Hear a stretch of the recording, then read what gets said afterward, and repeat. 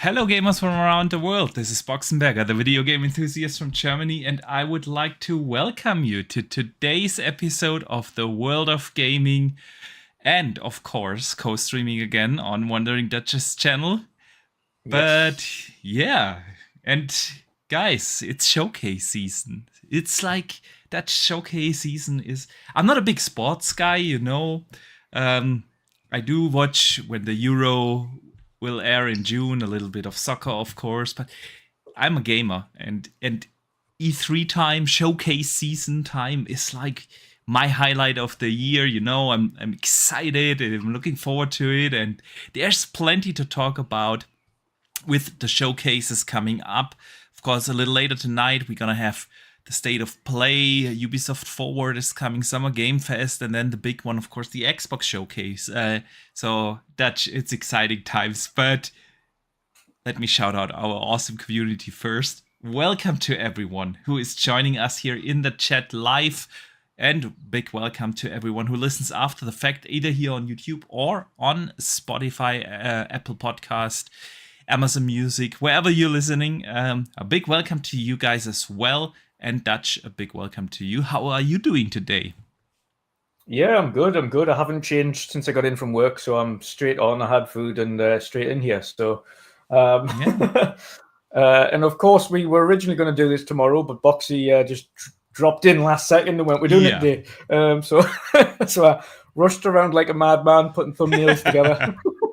I wasn't sure if I could make it today because I was out in Munich actually for work reasons, and I wasn't sure if I'll be back in time for the show. But we drove home early this morning, so we are all good for today. And you were a little surprised when I was, bam, I'm home, baby. We're gonna do a podcast today. Yeah. So yeah, otherwise I'm good. I am good. Yes. Hopefully it's an okay showcase, or should we say a state of play tonight? Hopefully it's all right. Hopefully we see a few good things and things look good. A few more PC ports, I suspect. Some games as a service games, and maybe a couple of little surprises in there. I know there's been a leak, but we'll see whether or not that is true or whether or not it isn't. And we'll not that long to wait. So, yeah, I'm looking forward to talking about all of it because we're going to be talking about showcases today. So we will. It's not going to be like the proper Xbox prediction show today, though. That's a special show. Oh, we have a very special show. You can bookmark that. It's gonna happen on Saturday, June 8th. So the one day before the actual Xbox showcase. We've done that for the last 3 years now. It's the fourth biggest prediction show. One day before the Xbox showcase on Saturday. We're gonna start at 2 p.m. Eastern, 8 p.m. Central Europe, and 7 p.m. UK time. And I think it's 4 a.m. Sydney time.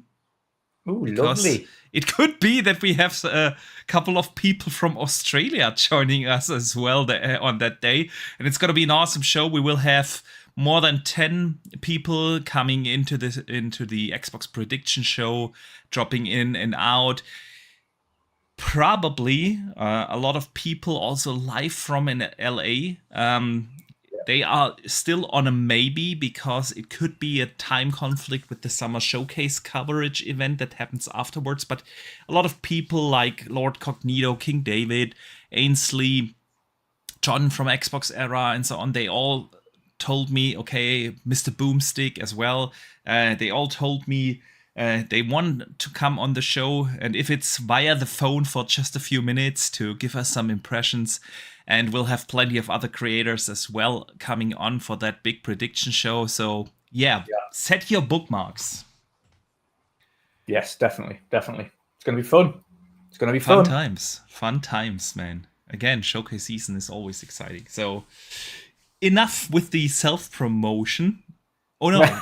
No, there's not enough self-promotion because today, Dutch, we're going to do a couple of giveaways. We are. Because, of course, tomorrow Hypercharge Unboxed releases. So we're going to do 2 copies from Boxy, 2 copies from myself, so 4 in total. So 2 for Boxy's stream, 2 for my stream. We're going to do some giveaways. So we didn't announce it on Twitter, primarily because we want to give it to our community that sits here and joins us every week and listens to us ramble on about video games and supports us that way. Exactly. So everybody who is here and in the chats tonight have a chance of winning a copy of Hypercharge. So so it'll be fun.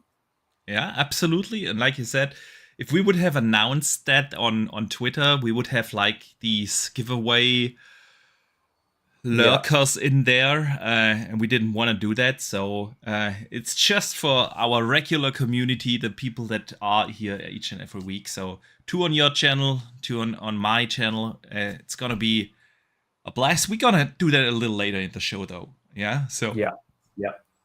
Okay. I think now we're done with the self-promotion. Yeah, straight after this show as well, I am doing a live reaction to the State of Play. Final live promotion. You do that. It's that State of Play airs midnight German time. And unfortunately, I don't have a free day tomorrow. So I got to get up at 6 a.m. tomorrow. Actually, 5:30. I'm not going to stay up for the State of Play for that reason. Just it's because it's too late. I'm gonna watch that tomorrow morning though. So, but yeah, we'll get a nice 30-minute thing to start your day. Exactly. During breakfast, gonna watch that. All right, Dutch. I think now we're really done, right? Or did we forget anything? All done. I don't think. All done. Ready to rock and roll. We can start with the actual show. Dutch, people have been asking me. I've got like. I don't know why, because it's been a long time since we did jingles in this podcast.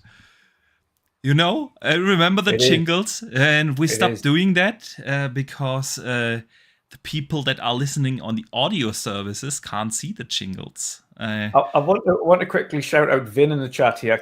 He keeps saying he's a fired former employee. Yeah. Come on, Vinny boy. You stepped down because your best buddy wasn't there. Exactly. Fired former employee. Yes, you can join, you pony boy. So, yeah, we are going to bring back the jingles, and with that, yes, we do it. And with that, we move over to the games of the week.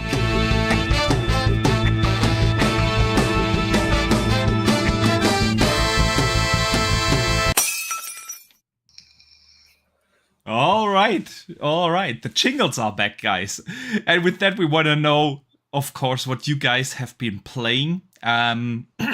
Dutch, what kept you busy? Yeah, so obviously I've been playing more Hellblade. I played it again and did my review, which is up on the channel now. So I've been playing more of that. Put my review up there. Spent a lot of time doing that as well. But other than that, I haven't really had a chance to game so much, but I did jump into another of Acer's community gaming nights as well the other day, and we were playing a little bit of Forza and then a bit of the finals, which I haven't actually played yet. How is it? I haven't played it either. Yeah, as an online PvE shooter, it was quite good. It was quite fun, actually. Objective based, so you have to kind of try and force this kind of moving object or moving platform all the way to the end, whilst the other team tries to force it over to your side to win. So it's like this tug of war, essentially, to try and get it to move. But actually, it was very entertaining, and it was really good. So I think I'm going to jump on it a little bit in kind of spare time and play a few rounds and things like that, because it's a free game, so I can't complain. It's got good mechanics. Overall, it seems quite decent, so had some fun. Yeah, good. Had some fun. Good stuff. But I'm also going to get back to Ayuden Chronicles after playing Hellblade as well. Sweet. Very, very good. I will get to Ayuden in a second. But let's see what our community has been playing. Dustin Lambert has been playing Diablo 4. and he hit level 92. Nice. I will talk about that in a second, but I've been playing Diablo 4 all week, and it's awesome. Hertog Vin, the Vinny boy, the pineapple pizza lover. He's been playing Hellblade 2, Ayuden Chronicles, Days Gone, and the finals. So quite a playlist there. Yeah, so we have H. Julia has been playing Hellblade 2. And Elden Ring. Oh, getting ready for that DLC. Like in 2 weeks, it's gonna drop. Good stuff there. Kirby Louise. Awesome to see you in the chat, man. He says he's been playing War Thunder and Neptunia Sister versus Sisters. I've never heard of that game. War Thunder, of course, I know. Good stuff there. Siki has been playing X Defiant. It's a cheap Call of Duty, he says. Yeah, I've seen that. I haven't played it yet, but it looks like a good time, and I've actually heard good things about that. Yeah, I've heard mixed things. Very mixed things. I've heard by some people that it's quite fun, and then by other people that it's got some of the worst network and a netcode that you can possibly find in a shooter, and it's pretty terrible. On more I think it's more being skill-based matchmaking and things like that. I think the matchmaking for it is shit. Yeah, it's not skill-based matchmaking. That's the big criticism I've been hearing, but apparently it has very good mechanics. I haven't tried it out myself. I need to do that. Pyro has finished Ayuden Chronicles. Yeah, me too, man. Good stuff. Fallout 76 has kept him now busy, as well as Yu-Gi-Oh! Legacy of the Duelist. Good stuff. And Sin has Hellblade 2 on the playlist and Starfield with that performance update. Oh yeah, good stuff. Do we have anyone in your chat as well? No one in my chat. All right. Good. No, I'm joking. No, there's no games in my chat. No, okay. No games. No games. They're busy listening to us, man. Yeah. So, yeah, man. I have actually finished Ayuden Chronicles over the last weekend. Took me about 35 hours. And I must say, it's one of the best JRPGs I have played in a long time. If you guys enjoyed your likes of... I just wanted to say Starfield, but I meant Sea of the Stars, of course. Or Octopath Traveler. Games like that. You're gonna love Ayuden Chronicles. I enjoyed the story, actually. I liked the combat system with the party system that really allowed you to try out different characters and different gameplay styles in a turn-based RPG. I think that's quite unique. Lovely art style with great diverse environments, and I just had a blast, man. There was no grinding necessary. Because a lot of these JRPGs, when you remember Octopath Traveler, you always hit that difficulty level where you're just like, oh shit, now I have to do like 10 hours of grinding to beat that next boss. You never had that once in Ayuden. I've seen a lot of people say it's a little too easy, and maybe that's right. But on the other hand, it really didn't require you to grind, so I'm good with the difficulty. It's definitely one of the easier JRPGs, and that's why I also feel like everyone who has not played that type of game and is new to the genre, it's a good step in. It's definitely a good drop-in game. Yeah. Absolutely. For those who haven't played turn-based JRPGs before, because let's face it, some maybe haven't. It's definitely a very good starting place. And of course, if you want something a little bit more difficult, then you've got the old school traditional turn-based JRPGs to jump into that are difficult and do have that grinding point.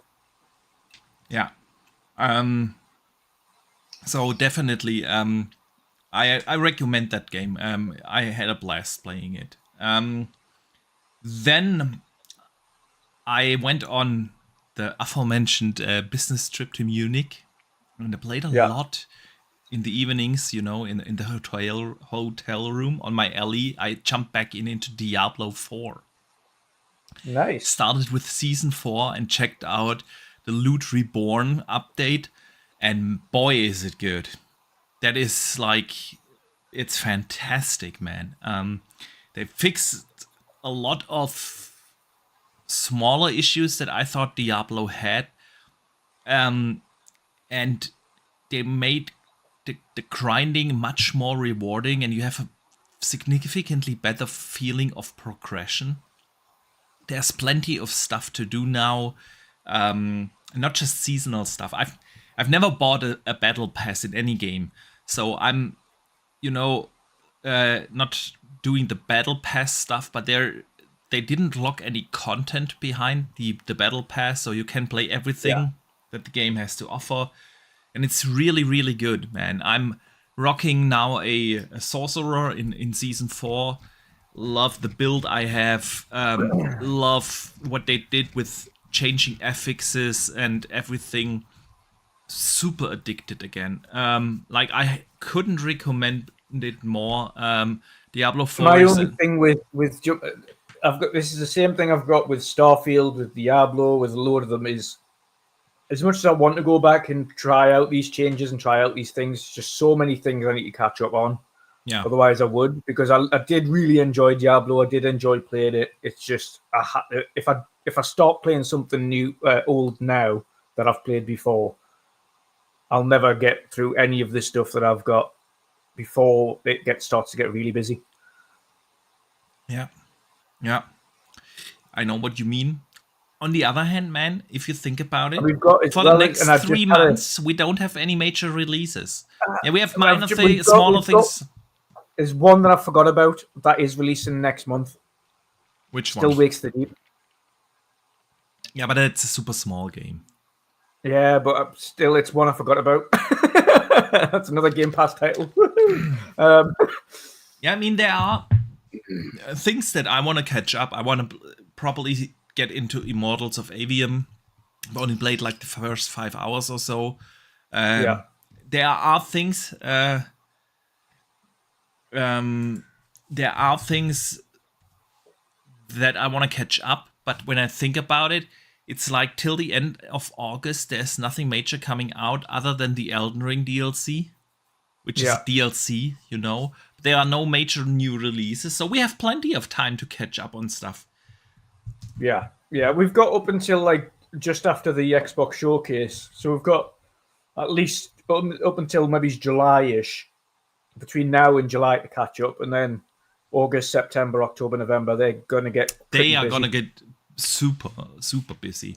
But I think Star Wars Outlaws is the next bigger game that comes out. There are smaller indie games coming. Looking forward to Hypercharged, for instance. But there is nothing major coming, especially none of the bigger ones. So yeah, we got now time to catch up, and we should do that, because when the Star Wars Outlaws come out, August 29th or 30th. So after that, it's gonna be madness with Stalker 2, and then Avowed, and Indiana Jones, and Call of Duty. Test Drive. Let us use that as a segue, man, because super early in the show, actually before we probably started the show, while we had the starting soon screen on, super chat came in from Drawn TJ, and he says, "Hi guys, what's your thoughts on Test Drive?" That you want to go first, because Test Drive actually just today released a trailer. I actually did miss it, but TJ was kind enough to send me the trailer in the DM, so I got a chance to look at it, and I have many things to say, but you want to go first, man? Yeah, it's Test Drive is one of the kind of OGs of, should we say, a semi-open world racing / lifestyle simulation. So it was always up there as kind of one of the greats in terms of a kind of car franchise. And it's been a long time coming. I've been waiting for Test Drive to kind of come back into the swing of things. So I'm super looking forward to Test Drive Solar Crown, which is, I think it's still named as. And yeah, it's I'm hoping it's as good as, if not better than the franchise has been in the past. It was a really good game. So I'm looking forward to it. Yeah, definitely. Are you muted? Sorry, I was just about to close the poll. Looks like we are going to watch some Hellblade gameplay again, but it was a very close vote with Diablo, so we might switch gameplay mid-show and just watch in the second half then Diablo Season 4. Nice. But yeah, Solar Crown, Test Drive Unlimited. I was like you said, it's an classic driving IP, and to be fair, they have almost all been good. There wasn't like a real letdown in the series, and it's been a long time coming. That the game has been delayed so many times. Today, out of nowhere, they dropped that trailer along with the release date, actually, and I was at first a little surprised. Like, why would you do that right in before showcase season? Yeah, put it on the stage of Jeff Keighley, put it on the stage of Xbox, or even in the state of play. Yeah, to get like a bigger audience for it. But then I thought, like, maybe that's actually a smart thing to do, because let's face it, with all the announcements coming, yeah, you have like next weekend, Friday, the Summer Game Fest, you have Saturday the Ubisoft Forward, and then on Sunday the Xbox Showcase. Games like this kind of tend to overlook, and now that they've just released it on their own, put it out there, at least people are talking about it. And I think it actually might be a smart move to do that for some games, you know, because like in this flood of announcements and trailers, it'll be impossible for some games to actually stand out. So yeah, that trailer looked simply amazing, and I can't wait for it. Looking forward to that game. Actually, later this fall. I forgot the release date, man. It was September somewhere. Yeah. Anyway, it's gonna be awesome, man. Gonna be awesome. All right, Dutch. With that, let us get into some topics. And with that, we have a jingle again, of course, because we're gonna talk about the news of the week.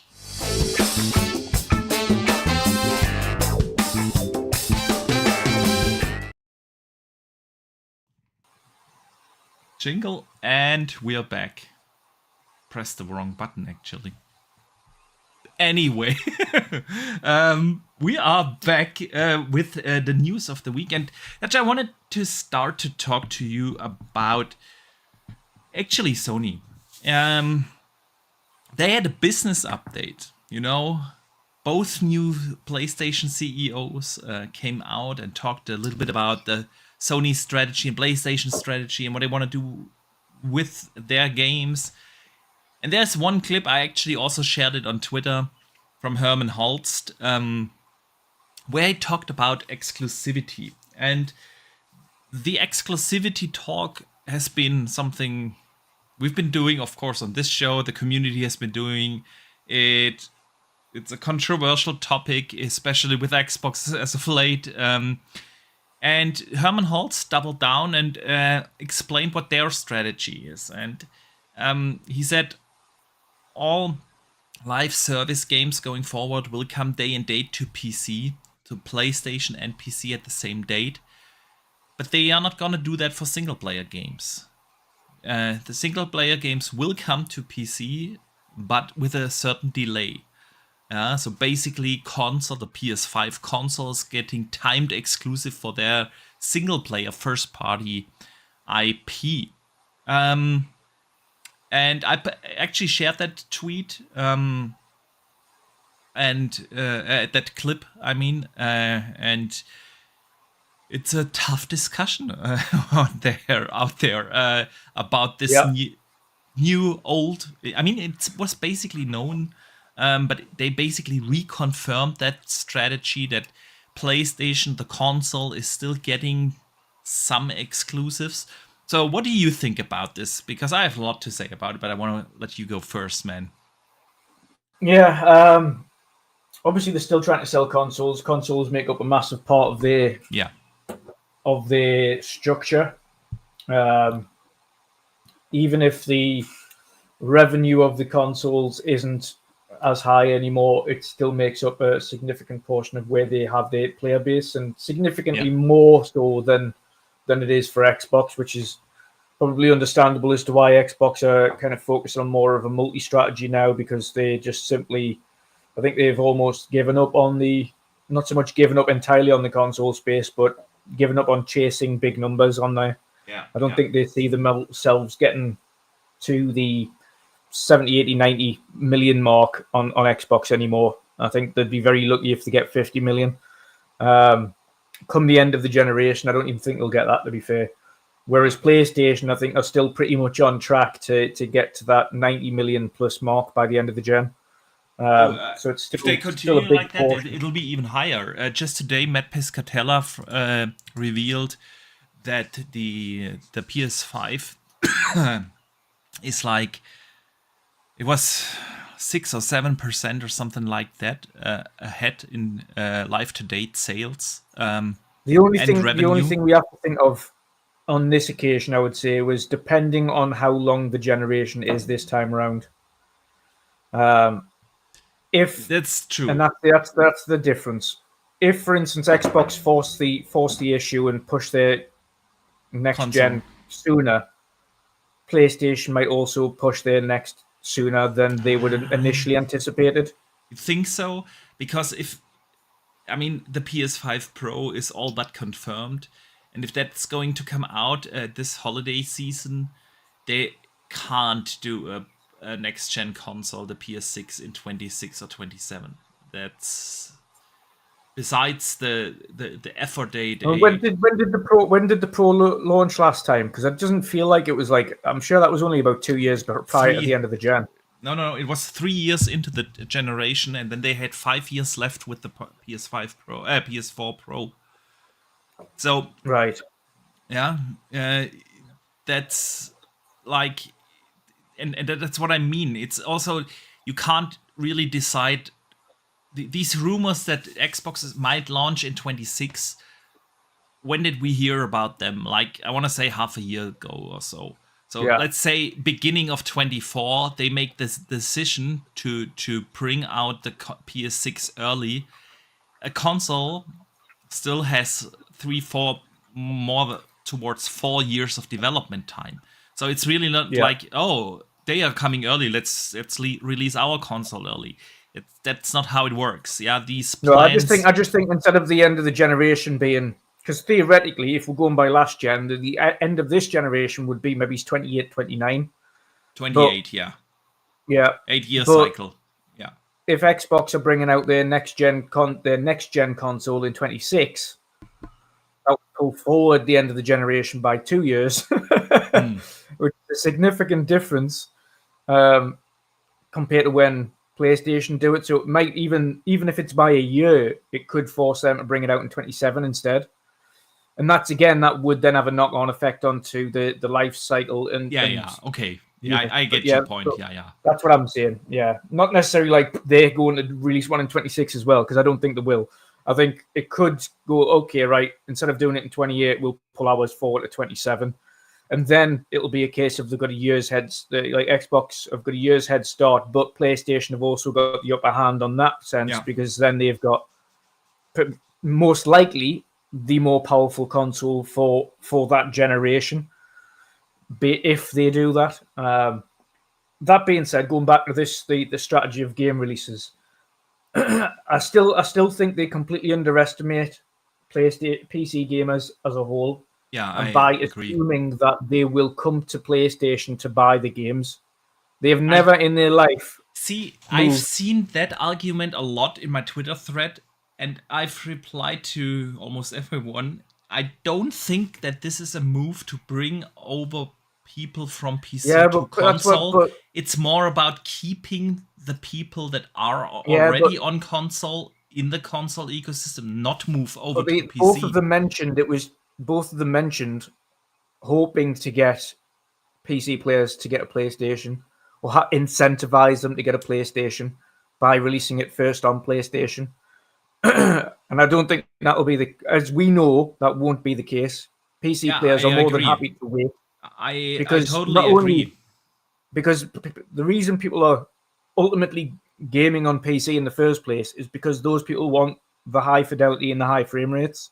They don't want to go on a console where the maximum frame rate is 60 frames and the maximum fidelity is anywhere near close to the best you can get on PC. So you're not going to bring over those PC crowds to console because that's not where they want to game. That's why they're on PC in the first place. Yeah. Like, it's not like me and you who have a PC, but we have console as our primary and happen to have a PC because we play the additional, like, occasional game on it, like Age or something like that, but also use it for content creation. But the vast majority of PC players are PC players for a reason. They buy a PC because they want the best frames and they want the best fidelity, and that is on PC. Always will be. Always has been. So that's not going to change. Wait, give it even a 6 month or a 12-month win. They don't. PC players will just say, "Oh, I'll just wait then." Yeah. Because in 12 months' time, I'll get the best version of the game. Yeah. All the bugs are fixed and so on. Yeah, all the bugs are fixed. It will have all of the super resolution modes and I totally agree. I don't think that you will move over gamers from PC to console. That's why I said I think this is more of a strategy to keep people that are already on console in the console and not move over to PC. And this is the issue. I think with both Xbox and PlayStation in some respects is people who are, for the most part, on console are casual gamers. For the most part, yeah, like the vast majority of people that pick up a gaming console are casual. We in our little bubble are a little bit more hardcore because it's our favorite hobby. Yeah, but the vast majority are casual, and those people are picking up a console because they can turn it on, play a game, turn it off. They're not the type of people that are going to just automatically go over to PC if it releases day and date on PC, because it's a substantial investment, first and foremost, at least double what you're going to be paying for a console. Yeah. And then secondly, it's just not as convenient. It's just simply not as convenient. It's a pain in the arse compared to consoles. They're not. They are entirely different crowds, and I think that's where, in my opinion, Sony still don't understand that these aren't one in the same. These aren't the same crowds. I agree. We've talked about this on the podcast multiple times, that the customer base of consoles, for the vast majority, of course, again, especially when you dive into our little community here, people are more likely to switch to a PC because we are also invested in gaming. We don't mind maybe spending a little bit more money on a PC, because that's also still a factor. Yeah, if you want to get a PC that is as beefy as the PS5 or the Xbox Series X, you gotta spend usually a lot more money than the $500. Yeah, it's a little weird these days since the console prices didn't come down properly and everything, but you get my point. Like console gaming isn't. We know console gaming isn't. You can't just pick up a console and all of a sudden you can game. Because you pick up a console, then you've got to buy games, and then you've got to buy potential accessories, and then you've got to buy. Yeah, but it's the same on PC, basically. Yeah. Yeah. So, exactly. Yeah. And yeah. Besides that, there is a certain player base that wants to play on PC, and they are not going to switch to a console for a game or two. That's just not going to happen, and vice versa. Yeah, if you like the convenience, if you want to game in your living room, not bother with all the driver updates and setting up your PC and connect it to the big screen and do this and do that, you're just a console gamer, and that's we've seen that over the last decade, that releasing games day and date on console and PC is not really hurting console sales. It hasn't. You can argue all day long, okay, maybe that's a reason why Xbox hasn't been doing so well over the last decade. But that's not the point, because Xbox hasn't been doing well before they started doing day and date on PC. So it's that's not the issue with why Xbox sales are not as high as PlayStation's or Nintendo sales.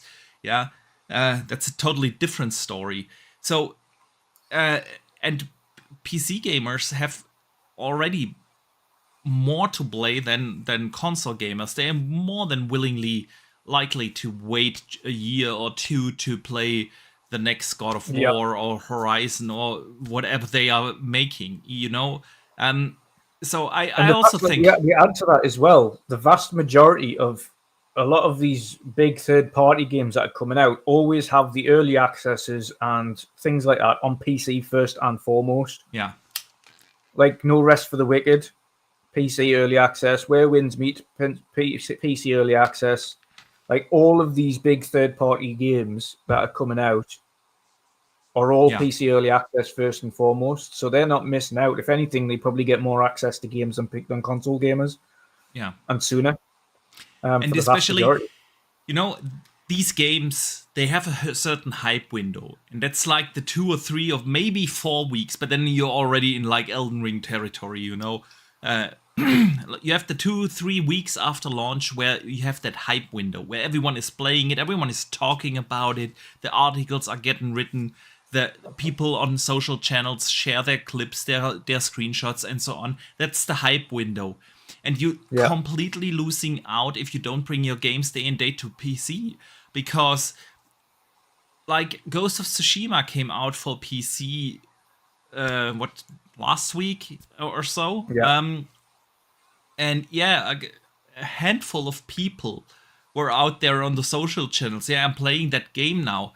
And it did fairly well on PC, don't get me wrong. But imagine how well it would have sold on Steam if they would have launched it day and date, when everyone was hyped. You boost with that hype window, you boost sales on both systems, because depending on what you have, either you have a PC or the console. You know what I will say for Sony? Let me finish real quick. You see people getting excited online, and therefore you increase sales on actually both. So I feel like that is also a missed opportunity on the PlayStation side of things. But what did you want to... It was just whilst you were talking about the hype level. I think the only reason Sony will know, and they still haven't done, because they'll go off metrics based on other platforms, they'll not go off metrics based on their own. The only way they will know if it affects their console sales is by testing one of their games. And I think that's ultimately what they need to do. We'll test one of our single-player releases as day and date, and we'll see how that pans out. If it doesn't work, then we'll stick to doing the 6 month to a year window. If it does work, okay, let's shift strategy. Because that's the only way, really. You have to have a test bed by trying to say, okay, well, we'll do it for games as a service, but not for single player.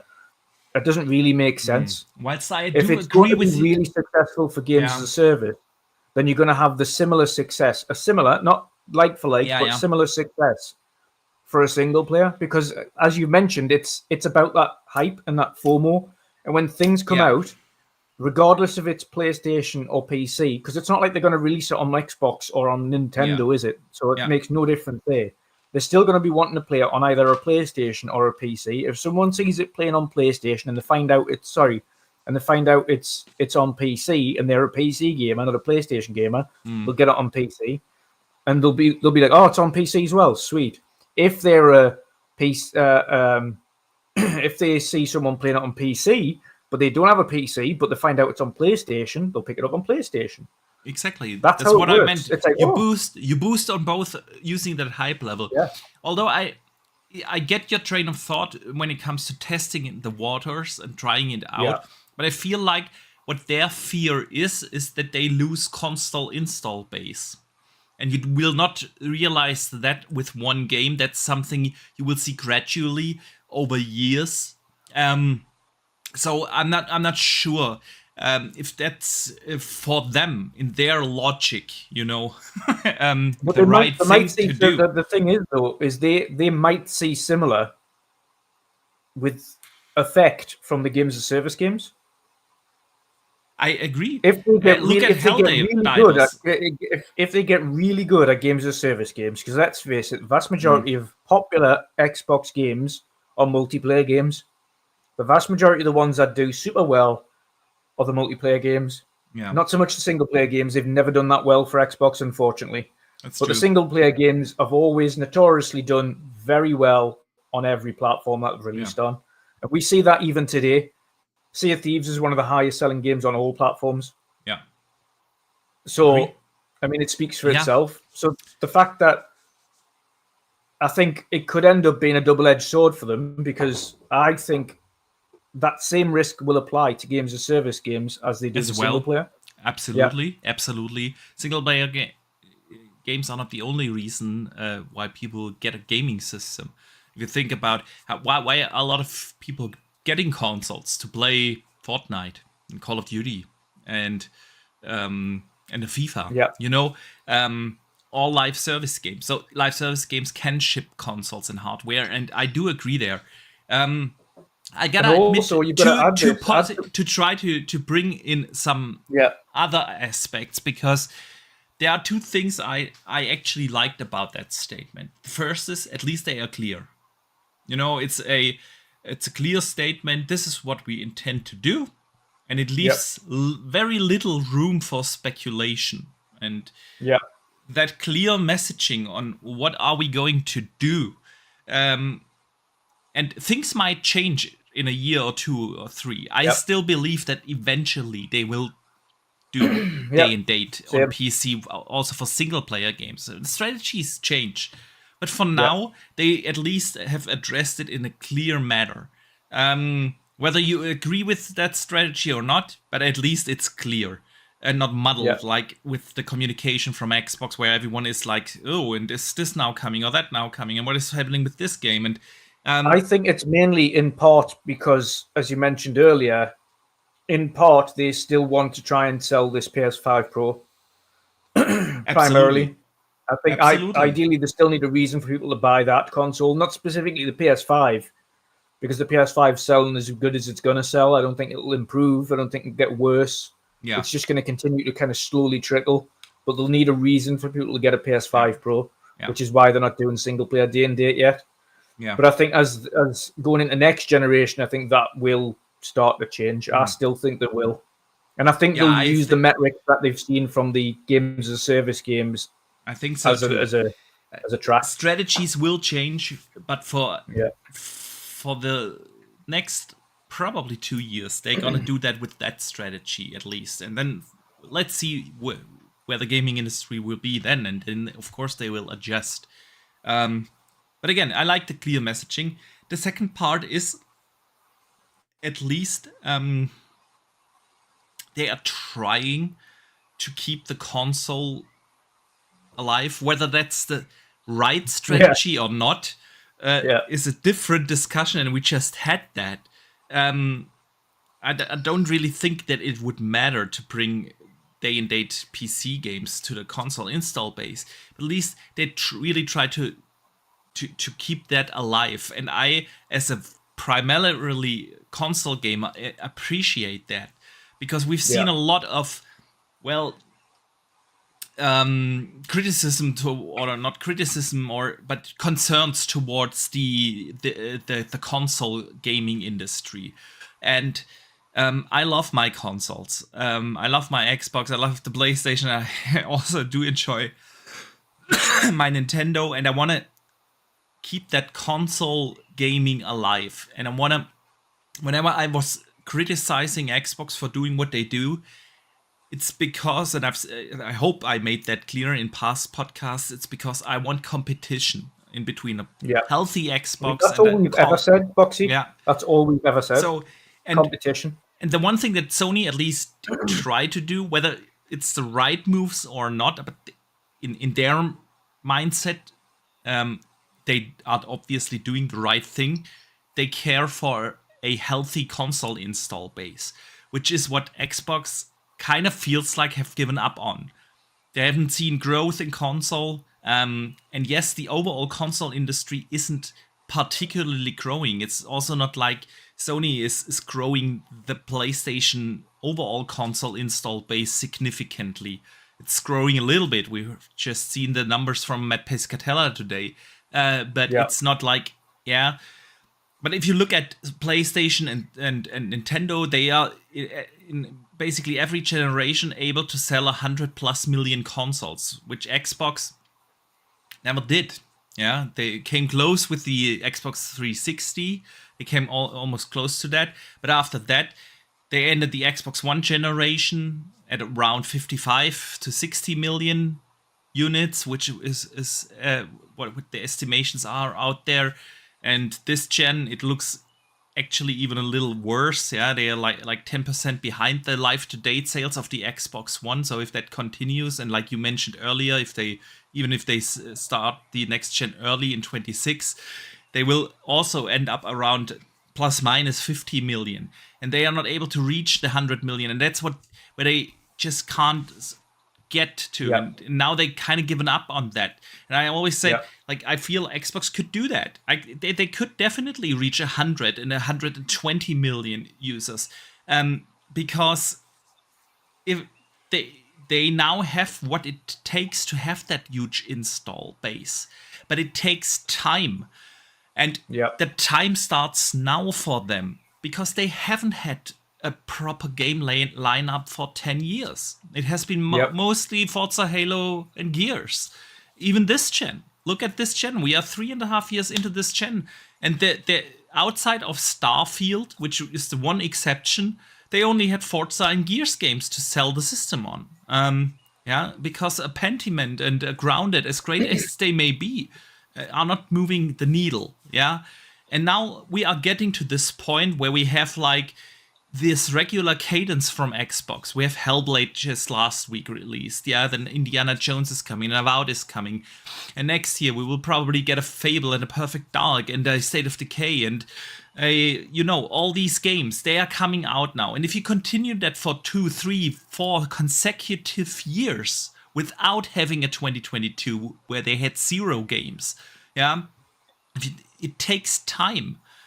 But of course, if you bring your games to PlayStation, it's not gonna matter whether you have the exclusives. This is the one of the 2 big reasons why they will never be able to reach 100 million if they don't care for consoles. And the other thing is really about missing marketing. Nobody knows what an Xbox is in Europe. And there's nothing you can tell me about that will make a difference. This is the problem as well. They care a little bit about. Let me finish my point. Because I heard you say that thing, and I wanted to kind of just interject slightly about that point. Yeah. That nobody knows about it in Europe. And I was having this conversation with a few Americans the other day, and this isn't all Americans, by the way, but a few Americans that don't understand the point that the advertisement in Europe is so terrible. Like, it is so terrible in Europe that a lot of nations don't even have stock or know about what Xbox is or Xbox Game Pass. It is non-existent. The biggest outlets in Germany, like the Best Buys of America, they don't have Xbox in stock. You walk in there, you see big spaces of PlayStation, big spaces of Nintendo, and they don't even sell the console anymore. It's like... And when you talk to people out there, people in Germany, a lot of people say, not, I'm going to play video games, I'm going to play PlayStation, even if they play on PC, like, because it's a synonym, for having or playing a video game to play on a PlayStation. And everyone knows what a PlayStation is, and for good reason. You've seen the advertisements for the Champions League finals all over the place. PlayStation. People know what PlayStation is, but people don't know what an Xbox is, let alone what Game Pass is. And so, again, these are the 2 factors that they didn't have a consistent lineup of games for over a decade now. And no marketing, not even remotely anything. And of course you're not gonna sell consoles with that. And then and now they say, oh, but the console space isn't growing. Yeah, they are not growing for you guys.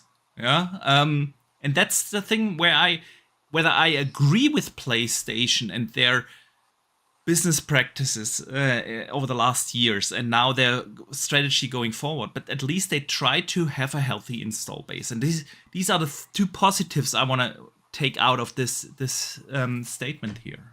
The only slight negative for PlayStation at the moment with this strategy, is 7 of their next 9 games are games as a service games. I agree. So we'll get to the vast majority of the games that they're making right now are PC D&D, and only 2 of them are not. Yeah. So while the strategy might hold true for the remainder of the generation, right now, out of their next 9 releases, 7 of which are going to PC D&D. Yeah. And we don't even know what the next single-player games are, the games that people are looking forward to. But we'll get to that later when we talk about the state of play. Let me catch up on a super chat that came in from Parasite, T82. He says, and first of all, thank you for the support. He says, the only way Sony gets my money for a PS5 Pro is if they get VR support day 1 for PSVR 2 for GTA 6 and no PC VR support, or they reveal a new Uncharted. That's quite a big ask. And I think with regards to PSVR 2, it will be supported on PS6. PS5 Pro, but I think they will ditch PSVR for the next gen. I do not see them doing another PlayStation. I agree. I think so too. Ever since this one released, and then they said we're going to make it compatible with PC, I think that was the end of them investing in PSVR. Yeah, I think so too. I think so too. They saw limited returns. It's what, a 500 and something pound or dollar headset, and its maximum kind of usage was $1 million or less people got the headset. That's not enough. Yeah, I agree. It's not enough. I agree. As for the PS5 Pro, am I getting one? I don't know. Probably not right now, because if the leaks are true, the system will not be such a significant upgrade that it's worth investing another. And let's be real, it will not be cheaper than 600. The PS5 is now at 550, and the PS5 Pro is definitely higher than that. So it's at least $600 for the PS5 Pro. And I just look at how much do I play on my PlayStation. I play my multi-plat games, the third-party games, the EA stuff, Ubisoft stuff, and so on. I play those games usually on my Xbox. For multiple reasons, I prefer the convenience of cloud save files and the controller. I prefer the controller so much more. There are certain things that I just prefer. That's why I usually play my third-party games in the Xbox on the Xbox, and I use the PlayStation for my exclusives, or for the exclusives, and that's the biggest problem of them right now. Their roadmap looks bare dry. There's nothing on the horizon other than Wolverine, which is probably going to be, especially after all these leaks, a 26 game. There's nothing announced to look forward to. So unless they come out swinging with the PS5 Pro reveal, and then they reveal the next Naughty Dog game and the next Ghost of Tsushima and whatever Bend is working on, and bring those games actually out in time, not like one game a year. I don't see a reason, because I'm not gonna upgrade to a PS5 Pro to play one particularly exclusive a year or so. And I feel like that roadmap is simply too dry for me. I'm not really interested in any of the live service games we've seen so far. Maybe that will change tonight if Concord looks really, really good and whatever. But right now there's nothing on the horizon other than Wolverine, again a 26th title, assumingly. That's me guessing. No insider knowledge. So yeah, why would I upgrade? They have to kind of really convince me there. But yeah, Parasite, great question there. Yeah, Dutch, let us move on from this topic and continue on the discussions about exclusivity, because over the last weekend there was a rumor that a lot of people picked up, and actually a lot of insiders confirmed it. Tom Henderson and Jeff Grubb and Jess Corden, and I actually don't know who started this discussion about the next Doom on Xbox. Apparently going to be revealed during the Xbox showcase. It's gonna have a medieval-ish setting. Yeah. And the big discussion point was not about, oh yeah, we're getting a new Doom. The big discussion point was again about exclusivity. And Doom coming to PlayStation day and date as well. So I wanted to hear your thoughts, Dutch. What do you think about this? Would this be a good move? Bad move? Where are you standing on this? I'm finding it relatively hard to believe that Doom will be an exclusive title. I find it relatively hard to believe that they'll make that exclusive. Really? Yeah. Yeah, I find it hard to believe. Because before these rumors came out, I would have placed a bet. Of course it's going to be exclusive. Why wouldn't it? Yeah. They told us to. People have been digging out this interview from the Welcome to the Family showcase from when after they acquired Bethesda, and said, well, Phil said it, legacy titles will stay multiplat, but he was referring to games that are already out there, like Elder Scrolls Online and stuff like that, and that they would honor legacy agreements and existing contracts and stuff like that. But then Phil also said, and this is what at least I was getting out of this Bethesda Welcome to the Family showcase many years ago, is that this acquisition was about exclusive games on platforms where Game Pass exists. And Dutch, I don't know about you, but Game Pass is not on PlayStation. So I would have placed a bet. And I've seen a lot of people. I put out a tweet about this, and I got more than 400 replies under that tweet.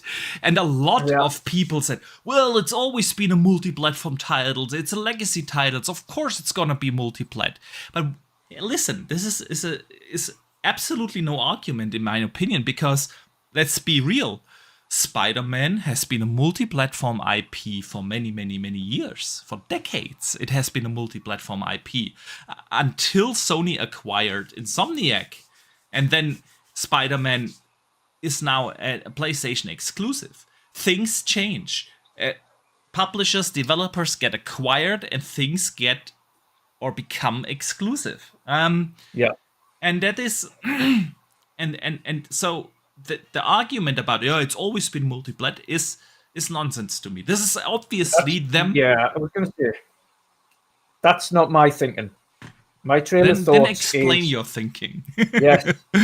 My trail of thoughts isn't what has been said before. It's that I do no longer trust the hierarchy at Xbox to say something and mean it. While that might have been the case in previous interviews, and they might have said that in the past, I think the strategy change and the way they're doing things now, I would not be surprised. In fact, I'd probably half expect it to be multi-platform at launch. I'd be more surprised if it was exclusive based on kind of more recent events, but I think it's been more boiling in around the background, and I think they're always toying to see which ones would be best, which ones wouldn't be. Ultimately, I think in the long run and going forwards, and Xbox fans will probably hate this, but it also still gives a reason for Xbox players to buy an Xbox at launch for 4 more reasons. Yeah. Is that the vast majority of Xbox titles going forward will be timed exclusive for Xbox, and then they'll release on other platforms. Yeah, but timed, and I mean timed is something different than day and and date. Yeah, that's what I'm saying. But I think Doom could very well still be day and date multiplat. But I think ultimately the strategy going forwards, although day and date probably won't be the case for Xbox titles, exclusive titles going to PlayStation, I think there will be an exclusivity period where Xbox has this game for a year and then it goes to other platforms after that. And that's how they'll do their exclusivity for Xbox titles going forwards. There'll still be the odd ones that just don't go multiplat. Maybe some single player ones that just don't. But I think the vast majority of games as a service or multiplayers or shooters or things like that will end up being multiplat games. And I wouldn't be surprised to see Doom be multiplat at launch. I mean, with what Xbox has been doing lately, I wouldn't be surprised either. Anymore. I was a little surprised, honestly, to hear that, because we've been hearing there are no red lines when it comes to this releasing games on PlayStation. But in my head, it was always like games, the Halo collection, the Master Chief collection, for instance, games that are already out on Xbox that have basically sold what they can sell on Xbox consoles, are then ported over to PlayStation to get a couple of other sales out of there. But to bring like your big blockbuster games, a Doom day and date, and let's be real, Doom is one of those blockbuster games that Xbox needs in order to increase their install base. And with that, I'm not just referring to console sales, but also, of course, the Game Pass subscriptions, because that's exactly what I said earlier. You have to have a regular cadence of quality blockbuster games coming into Game Pass day one. And if you bring those games then to PlayStation, yes, those customers will have to buy the game full price, and you're getting the better value out of buying the Xbox console and subscribing to Game Pass, obviously. But again, people will not know that a thing like Game Pass exists because of the lack of marketing. And then will it matter? No, it will not. It will also not grow your subscription numbers, and it will not grow, at least not in the same way. Obviously there is no red line, and maybe the next Doom actually will come day and date to PlayStation. And it's just the next step in what they did after these initial 4 test games, what they called it. So, and of course, the only of those 4 test games, one of them the studio's completely gone out of existence. The other one was a small one in Pentiment. Then you had 2 you had 2 live service games in Grounded and Sea of Thieves. Sea of Thieves, out of all of those, is the only one that's successful. The rest of them aren't. Grounded wasn't too bad either, apparently. It was place number 9 in the best-selling games on PlayStation in April. So, looks like, and let's be real, Pentiment didn't move any numbers on Xbox either. So it could be another thing for Xbox as well, using it as a test bed and saying, okay, so the 2 single-player games we released in Pentiment being super niche, but also in Hi-Fi Rush, which was actually a little bit more entertaining and really, really fun. Both of those didn't do anything. Ultimately, they didn't get the players. But the live service games, on the other hand, have done really well, and they're ones that people have picked up and are playing consistently.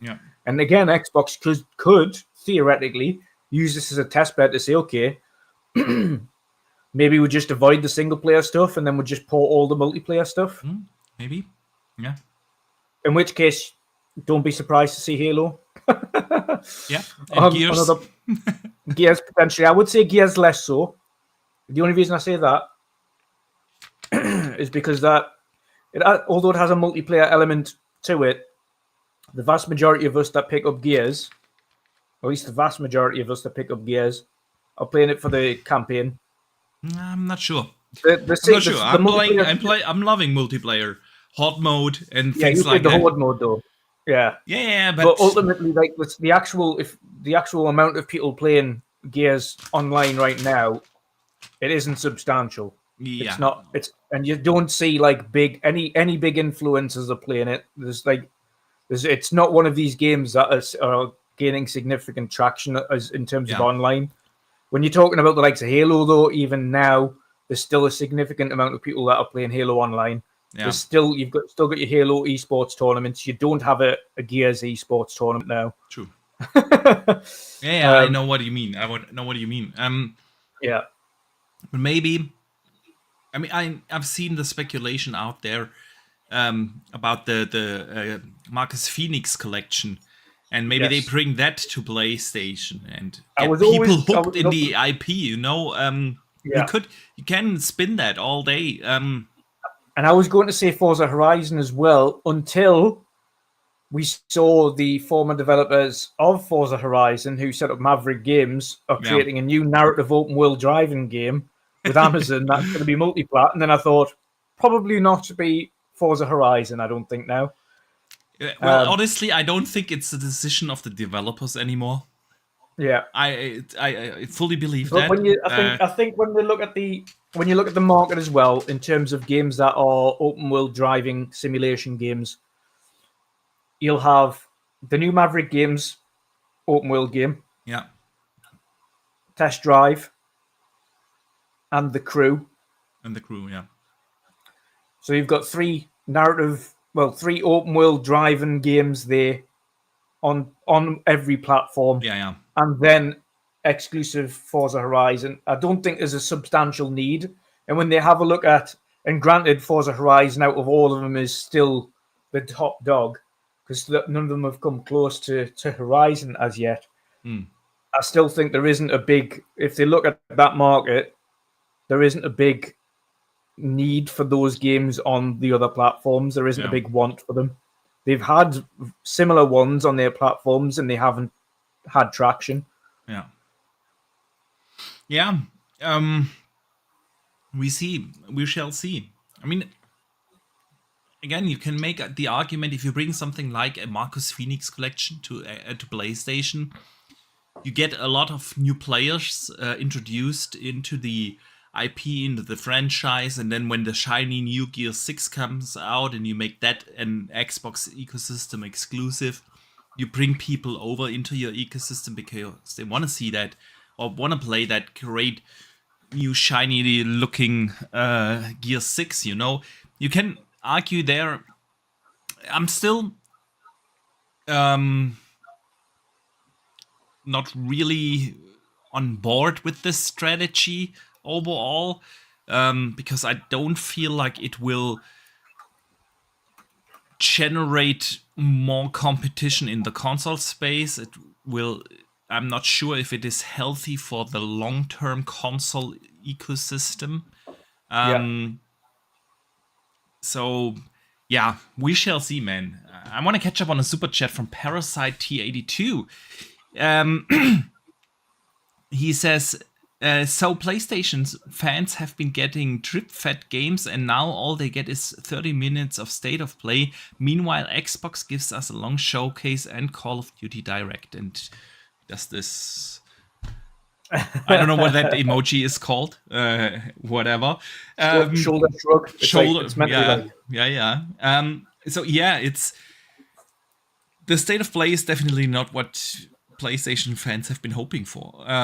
Nope. It feels like PlayStation desperately needs a proper showcase because, like we said earlier, there's no roadmap. Yeah, exactly. Yeah. There's no roadmap, and when people say, "Oh, why did Xbox announce in 2020 all these games and now 4 years later they are still not out yet?" Yeah, like a Fable and State of Decay and all these games. I feel like they kind of had to do that because they didn't have a game lineup. If if you want to sell a console, and that's what Xbox wanted in 2020, sell the new system, and you don't have any release games, which they didn't. They didn't have any major release games along with the console. You kind of have to lay out a roadmap, and PlayStation, I feel, is in the same spot right now. There's no roadmap. There are smaller titles that are coming this year, like maybe a Concord, and then and that's about it from their first party games. They've had their exclusives already with Stellar Blade and Final Fantasy and Helldivers. None of these were first party games, and nobody knows what their studios are working on. So we kind of desperately need that PlayStation showcase. Also for the announcement of the PS5 Pro, the leaks have been out for months now, including detailed specs and everything, and we have no idea. And now we're getting the state of play, and we'll talk about it in a second. But there's nothing major coming.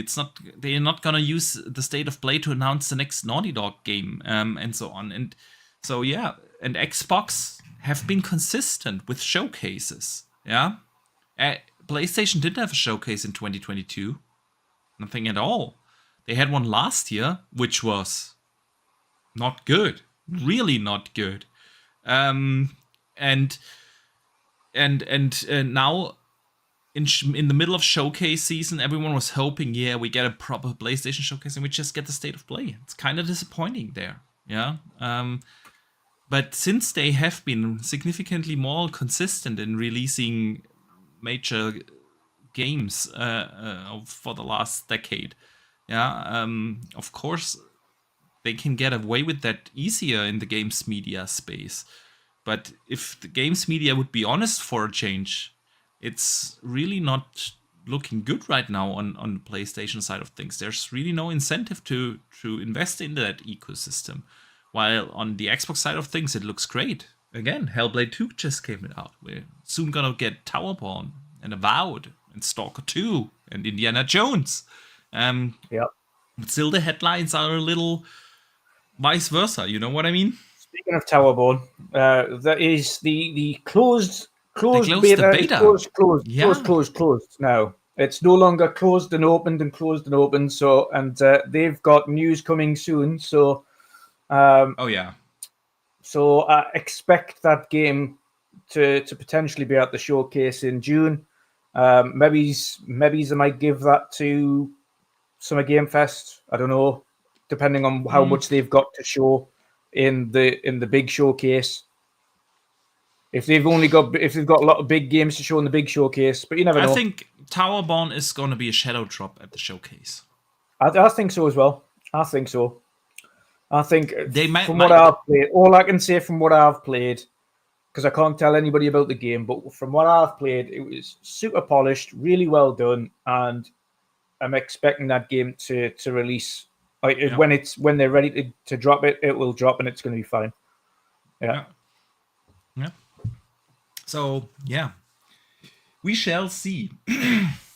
Speaking of things at the showcase, during our podcast last week, they confirmed that Call of Duty is gonna be the redacted showcase, and we get the Call of Duty Direct. Yes.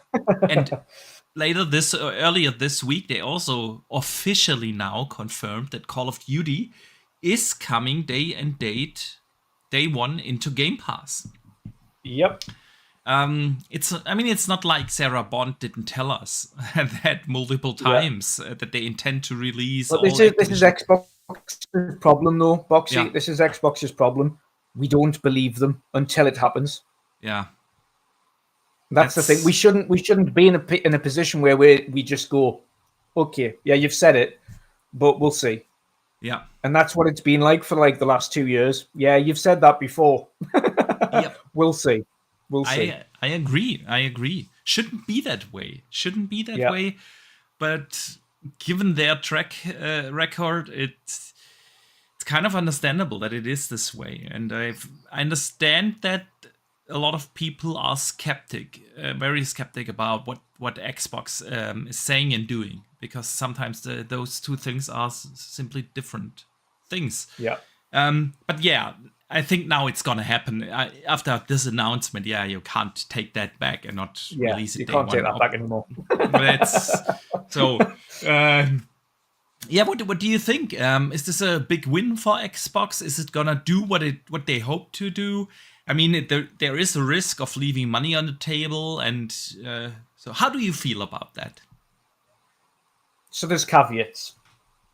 It can be the big thing that they need it to be if, and this is a big if, they do something that they've been incapable of doing before, and that is market the shit out of this game as Xbox on Game Pass, Call of Duty on Game Pass, Call of Duty on Game Pass, shove it down people's throats. Yeah. That is the way that this game is going to be a big win for them on Game Pass. Otherwise, it will not stop the trend of people buying that game like they bought the game previously, and it'll do exactly as popular as it ever has been, and it'll sell well. Yeah. Xbox aren't losing in either direction. If people don't know about Game Pass and they buy the game, they're still buying the game, so they're still getting money. If they do know about Game Pass and they download it, then the likelihood is they'll get a few more subscribers from it and they'll get money. And if people do have a large shift over to Game Pass and buy the game, there's a good chance that a lot of those people will save the money that they paid on the game and buy loads of skins, and they'll make more money. So either way, it's a win-win-win-win, but it can be a much bigger win for them in Game Pass terms if they market the living shit out of it. And that is a big if. Yeah. I've no doubt, since Activision still has their own marketing department in place, that there will be Call of Duty marketing. Yeah. But what they need to do is to really attach the name Call of Duty to Xbox. I mean, they need to do what PlayStation have notoriously done, and on their adverts, they don't mention like on their Call of Duty adverts, they never mention that it was on Xbox as well. So Xbox need to do the same, and they just need to put Call of Duty Day One Xbox Game Pass and not mention a single thing about any other platform. And here's what I think is going to happen. Activision is still going to market like the last years, Call of Duty. But you will see on every advertisement the same thing like before. Yeah, you will see play it on Steam, play it on not Steam, PC, because it's always Battle.net, you know. Play it on PC, play it on Xbox, play it on PlayStation, and it will be the same. Because Activision is going to market that. And what Xbox should do, absolutely, I agree there, is really step in and like Call of Duty poster and then an image of the Xbox console and the logo, a big logo of Game Pass and PC Game Pass. That's what you gotta do. So in order to be successful, or to have, like you said, they will make a lot of money regardless, because Call of Duty will sell anyway, you know.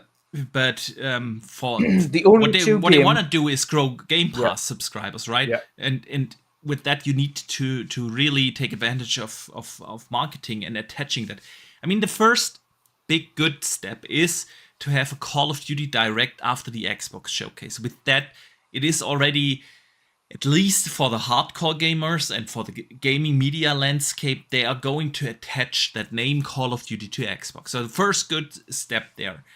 For us gamers, I feel it's obviously a good win. We can play Call of Duty for free. Well, it's not really free, but you know, along with your subscription.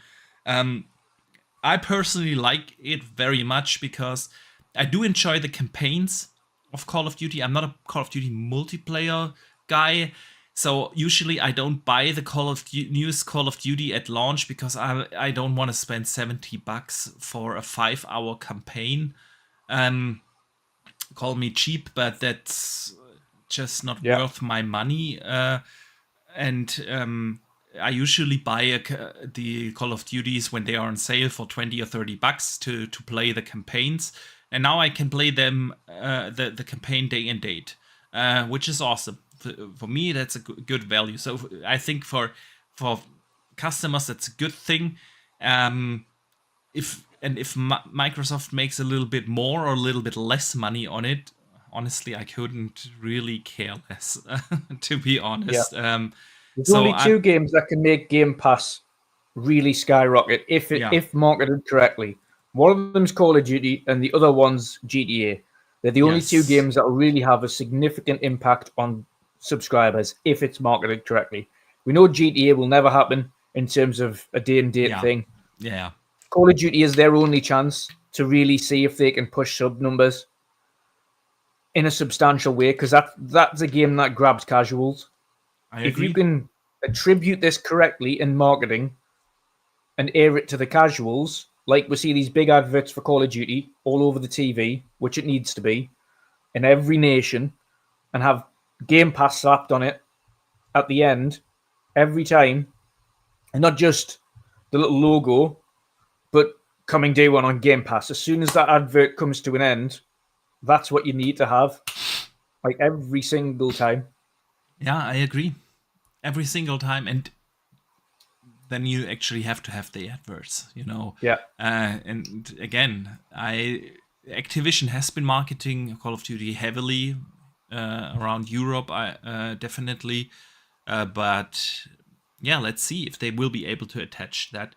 Overall, I'm not really surprised that it is happening, because that was the whole idea. How can we grow our ecosystem, which is mainly Game Pass subscribers for them, and Call of Duty is a great opportunity there. Let's see if they can actually pull their stick out of their ass and do some marketing with it and use it. I mean, like you said, Sony is so good in attaching certain brands to PlayStation that people think it is exclusive. Remember Destiny, yeah, and like you said, the previous Call of Duty marketing campaigns, the casuals think it's an exclusive. And let's see if Microsoft is going to do something similar there. Somehow doubt it. But yeah, we shall see. We shall see. Yeah. Shout out quickly to Marion the Mad for his 32-month membership in the Mix Up Shield Wall. He says, hello and evening. Good evening to you, Marion. Good evening. Good evening to everyone who is in the chat and joined us a little later. Hope you guys enjoy the show. If you do so, please consider hitting the like button. It's free, but it helps us out quite a lot. So we would definitely appreciate that. And if you're new here, consider subscribing to this channel. Dutch, before we get into the next topic, how do you feel about the first giveaway for that we want to do? Yeah. How do you think? Who you got your eyes on for a giveaway? Well, actually, we should have talked about that prior to the show, how we want to do the giveaways. Whether we just randomly give it out to someone or actually draw the winner, or we have 2 copies on your channel, 2 on mine to give away. Yes. For tomorrow. Is it tomorrow? Yes, yeah, it is. Yeah. It comes out tomorrow, exactly. Yeah. Let us do, I don't know, everyone who wants to enter for the giveaway. Yes. We should they should put their hyper. So let's do this today. I'm a little confused. Sorry, guys. It's okay. Hypercharge. Hashtag hypercharge in the chat. I will put out a random draw there, and then we'll draw the winner in like 5 minutes or so, right? Yes. All right, guys. So if you want to win a free copy for the Xbox version of Hypercharge. Yeah, it is obviously Xbox because it's releasing on Xbox tomorrow. So exactly. To be in for a chance of winning the game, Hypercharge on my channel, there's two chances to win, and on Boxy's channel, there's 2 chances to win. Hashtag Hypercharge in the chat, and we'll draw the winners on one of each in 5 minutes, and another one near the end of the show. That's the way how we do it. All right, guys. So people are already typing in hypercharge, hashtag hypercharge in the chat. And we just move on with the next topic, and then we draw the first winner there, and the second one at the end of the show. All right, Dutch. A lot of people have probably missed this one. It was not really advertised or promoted heavily by the regular gaming news sites. So, but I've seen this news bit, and I was like, man, actually I should make a video, but I was out of town for the entire week. So I had to bring it as a topic into the podcast. And that is that Microsoft announced DirectSR, which is a new API. It stands for Direct Super Resolution. It's a new API in the DirectX 12 Ultimate suite, which obviously is also used in consoles, or the Xbox Series consoles, of course not on PlayStation. And it is a new API that makes an easy or enables an easy implementation of all the upscaling technologies, AMD's FSR, NVIDIA's DLSS, and Intel's XeSS Super Resolution. And it is actually quite an interesting thing, because especially on consoles, we have not gotten that much implementation of or that many games that do use AMD's Fidelity FX Super Resolution. On PC, DLSS is obviously the one that basically all games nowadays have. More than 400 games on PC are using DLSS already. And there's also Intel's XeSS, which is actually very similar to AMD, because it's not hardware agnostic, or it is hardware agnostic, so you can use Intel's XeSS on an AMD graphics card or an NVIDIA graphics card. You don't have to have a Intel GPU to use it. DLSS obviously is the only one that is bound to NVIDIA cards. However, the implementation has been very tricky as of yet, because there was no API, and Microsoft developed that API along with the three, with NVIDIA, with AMD, and with Intel. Actually, AMD's chief software officer Andrei Trafkovich, for instance, had to say the following: "It was a pleasure to collaborate with Microsoft on the design and development of DirectSR as a way to unify developer access to super resolution technologies across all platforms. We are excited to have AMD FSR delivered as a built-in implementation in DirectSR." And Intel had to say, "Intel strongly endorses Microsoft DirectSR specification and the collaborative efforts involved in its creation. It simplifies the lives of game developers and ensures more gamers will experience XeSS upscaling technology." And NVIDIA said, DLSS Super Resolution is available in over 400 titles and has become a standard feature for gamers. We are excited to give developers an even more ways to bring DLSS to the next generation of games. And Microsoft specifically said they also had built that new API along for consoles and make it easier to implement potentially even things like Intel's XeSS into Xbox console games.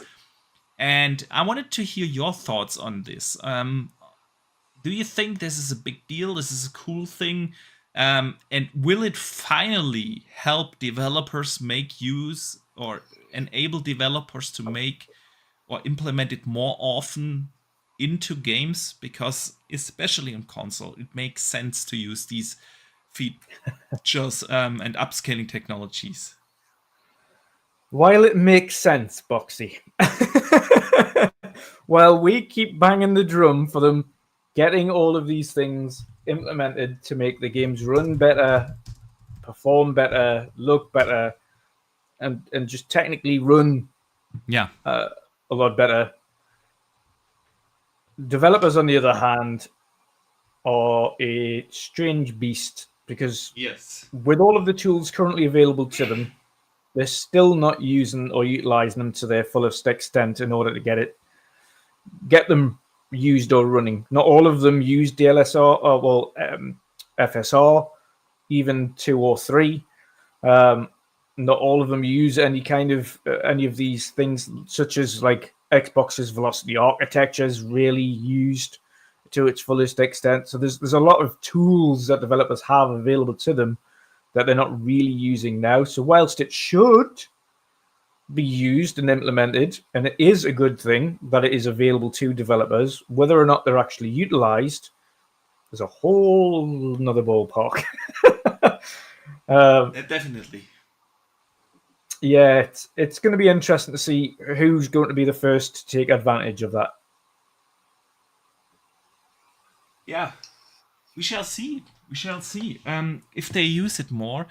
But the way I understand it is that as of right now, developers have to implement it really on a trial level, and it makes the life simply harder. That's why a lot of games launch without FSR support, or XeSS support, or DLSS support, even on PC, and then it gets patched in later. And on consoles, you do not see that. And to develop for Xbox consoles, developers basically have to make use of DirectX 12. And if there is no API properly implemented in there, which it wasn't, it just makes the lives of developers harder.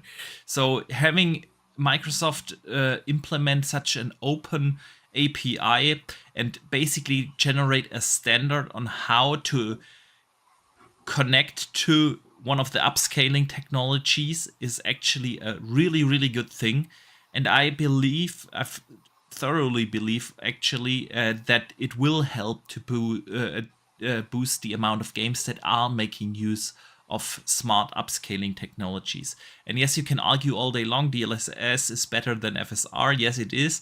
But it's, again, bound to NVIDIA GPUs. And if you don't have access to an NVIDIA GPU, which console gamers don't, FSR is the next best thing. And now even XeSS is a possibility on consoles, which is great.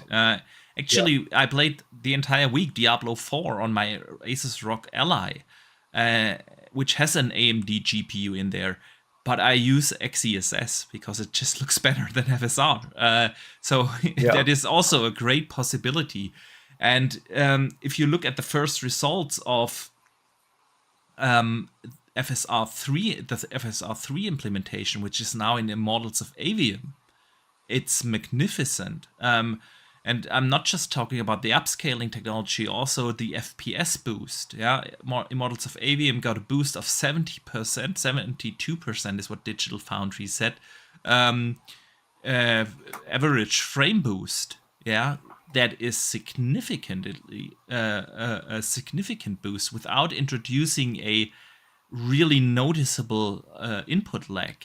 And I actually tried it a little bit just for like 15-20 minutes or so, Immortals of Avium on the Xbox Series X, and it runs amazing now. And I couldn't notice any visual sacrifices, honestly. And I get like 50 extra FPS on that system. This is awesome. And that Microsoft invested in developing an API that is open to all developers, that generates a standard in the industry on how to connect and address towards some of these upscaling technologies, is actually, I think, a big deal, and I truly believe that we will see that particular API being used by developers. So yeah, we shall see where this goes. But Dutch, fingers crossed. But Dutch, let us draw our winners. Have you put in all the names? I didn't have many, but I have 5 names in my chat. So 5. It's going to be a nice one because it means out of those 5, there's going to be 2 people walking away with a code so far. Sweet. So yes, so I've got a spinning machine. Yeah, same. I've got a spinning machine as well. So let's just draw the first winner. And here we go. Wheel is spinning. All right. The first one goes out to... I have my winner. You have yours? Same. All right. My first winner. Let's see that. Hopefully, we don't have a crossover there. My first winner of the first copy for Hypercharge on Xbox is Pyro Mad. Congratulations, man! One of our awesome moderators here in the chat. We don't say it often enough. We have some awesome moderators. Our chat. We never have the porn bots. Yeah, right. And the trolls, and they keep the streets of the world of gaming, and of course on your channel of the Midweek Mix-Up clean. So big thank you and congratulations, Pyro. Yes. Hit me up in the Twitter DM so I can double check your gamer tag that I gifted to the right person. And we're gonna draw another winner at the end of the show. But Dutch, who won on your channel? Yes, the first winner for us was Omatoni. So congratulations to Omatoni. Big congrats. There we go. We don't have a clap. Hit me up on DMs.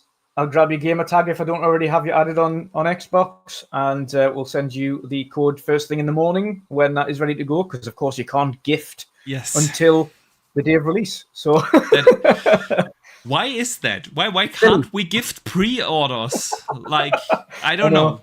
So yeah, Pyro, I really don't know exactly when the game will officially go live tomorrow, but you will get the code during the day of tomorrow, of course. Indeed. And I have now removed Pyro from my list because he did sneakily jump in on mine as well. Oh yeah, okay, good. So I've removed him. So there is now only 3 contestants left for this last code. So I've got Patcha, Marion, and Zach fighting it out so far for that last code later on. So good luck to all 3 of them. All right. So Dutch, then let's move on with the next topic. And of course, this is the big showcase season topic. And we will draw the next winner for a Hypercharge copy a little later. More towards the end of the show. But yeah, Dutch, it's showcase season, right? Yes. And we said it in the beginning of the show that it's like a gamer's Christmas. I'm super excited, as always, when there are big showcases coming. Starting actually later tonight, in about 2.5 hours, we get the State of Play that was just announced yesterday. Yeah. We will get Ubisoft Forward, Summer Game Fest, and the Xbox Showcase. Most of those things will happen next weekend, and particularly for the Xbox Showcase, we will have a dedicated prediction show. We mentioned that earlier. Saturday next week, so June 8th, the day before the Xbox Showcase, starting at 2 p.m. Eastern, 8 p.m. Central Europe, or 7 p.m. UK time, right here. We will do a big prediction shows. We have more than 10 content creators. You might, or you probably will know all of them coming live to this show. It's gonna be madness, like the last years. We did that for 3 years now, and it's always madness to have that many people on. It's gonna be a drop-in, drop-out show, so it's not the entire panel for the entire show, but we will bring people in, take people out, bring new people in. It's gonna be awesome. And a lot of people like Lord Cognito, King David, and so on, they said they are trying to actually log in live from LA, whether it's through the phone or however they will make it work. It's gonna be a blast, so you definitely do not want to miss that. So today is not our Xbox prediction show. I want to start, of course, with you to talk about what is happening later this evening, and then, of course, a little bit about the Summer Game Fest and the Ubisoft Forward, and of course, we will talk a little bit also about the Xbox Showcase, because there's plenty to talk about. But let's start with the state of play later. It was announced yesterday, 30 minutes long, 14 games are going to be shown, and they will focus on PSVR 2 games and PlayStation 5 games that will come later this year. So it's not like the big showcase everyone was hoping for, where they lay out their roadmap. It's updates.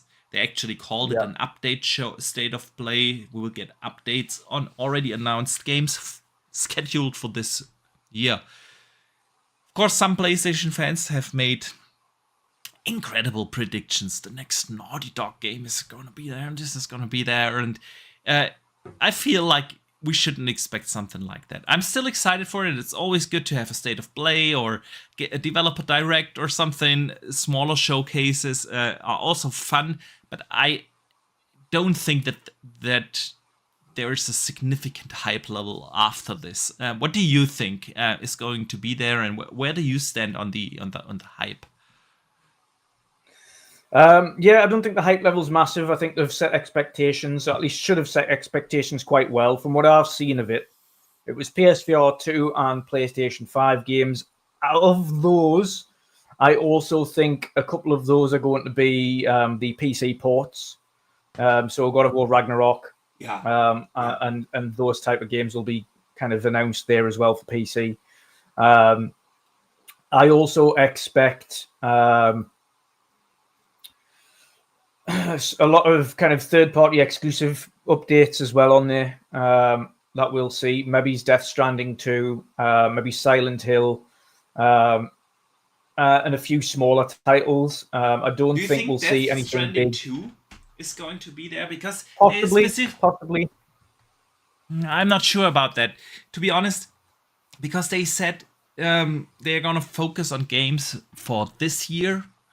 And Death Stranding isn't coming this year. There's no way that Death Stranding is a surprise release. Yeah, that's a possibility. So aside from that, though, no, it's going to be some smaller things. It's going to be, I think other ones are going to be the games as a service, like your Concords and things like that. That will also be releasing, and maybe a few smaller titles, maybe a few indie PlayStation games. Mm-hmm. I don't think we'll see some big stuff, but I think we'll see some smaller titles there as well. So I don't think it's anything to get super hyped about. Yeah.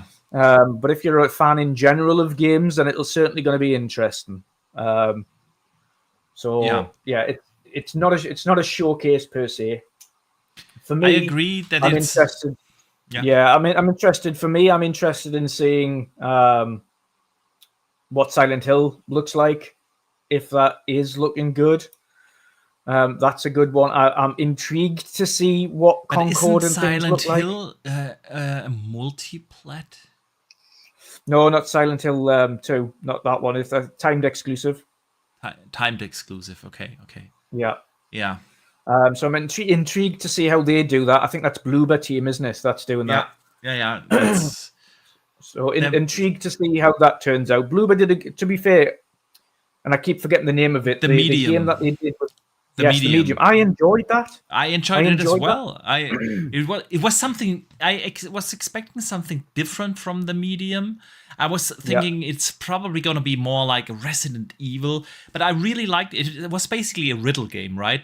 Where you had to switch in between the two worlds, solving a mystery, mysteries, and the atmosphere was good, really good actually. I enjoyed that. It didn't set the world on fire, but it was a fun game. Enjoyable game. So for me, like you said, maybe Silent Hill. After the last showing, I'm not really convinced if yet, but maybe they can turn that around.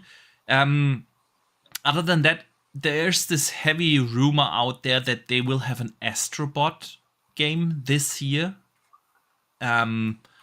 which would be cool. I did enjoy the little Astrobot game that came along with the PlayStation 5. Was a great showcase, of course, for the controller and what it can do, but also just a fun, casual platformer.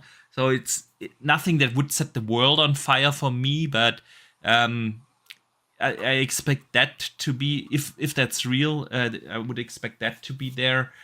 Like you said, PC announcements, God of War Ragnarok is highly likely to come to PC now. Things like that, a couple of PSVR 2 games, maybe some indie games. And actually, I want to see what Concord is, because all we got is this CGI cinematic trailer. We know it's supposed to be some sort of games as a service game, but we really don't know much about it. So it would be interesting to see that. But I also think that Concord is not gonna do anything big, honestly, because not even the PlayStation fans are hyped for that game. You know, it's probably more like a AA release that just doesn't have any hype around it. Maybe that's because we don't know what it is properly, or just people don't care about the games as a service aspect of it. I don't know what it is, but right now nobody's talking about that. Not even the PlayStation fans. So yeah, and I expect Destiny actually to be there. The Final Shape, which is coming out next week or the week after. Actually, I should know that, because I'm not the biggest Destiny player, but Destiny somehow kept me engaged ever since Destiny 1 to some degree. Whenever there is a big expansion coming out, I jump back in, play the story part, dabble a little around in the strike missions and things like that, and then put the game to rest for another year till the next expansion comes out. They somehow have continually brought me, they have continually brought me back over the years. And the Final Shape is finally going to put the storyline to its conclusion and end that storyline. So I'm actually interested in the Final Shape. And I'm glad it's still coming out on Xbox. So you know what it is? I am so surprised that this game's still going okay. I think the fall-off's been pretty big for Destiny. Yeah, it has. The problem with Destiny is that it is so complicated now. Over the years, they've added so much to the game, and it's kind of weird to say it like that, that having a lot of content and a lot of stuff in there is a bad thing. I don't mean it that way, but it makes it super hard for newbies to get into Destiny. When you haven't played Destiny from the beginning and you start the game now, you're completely lost. You have no idea what you're supposed to do, and it's a super convoluted story and super complex mechanics and a billion different currencies and stuff like that, and you have no idea what you're supposed to do. Feel like that is a big problem for them.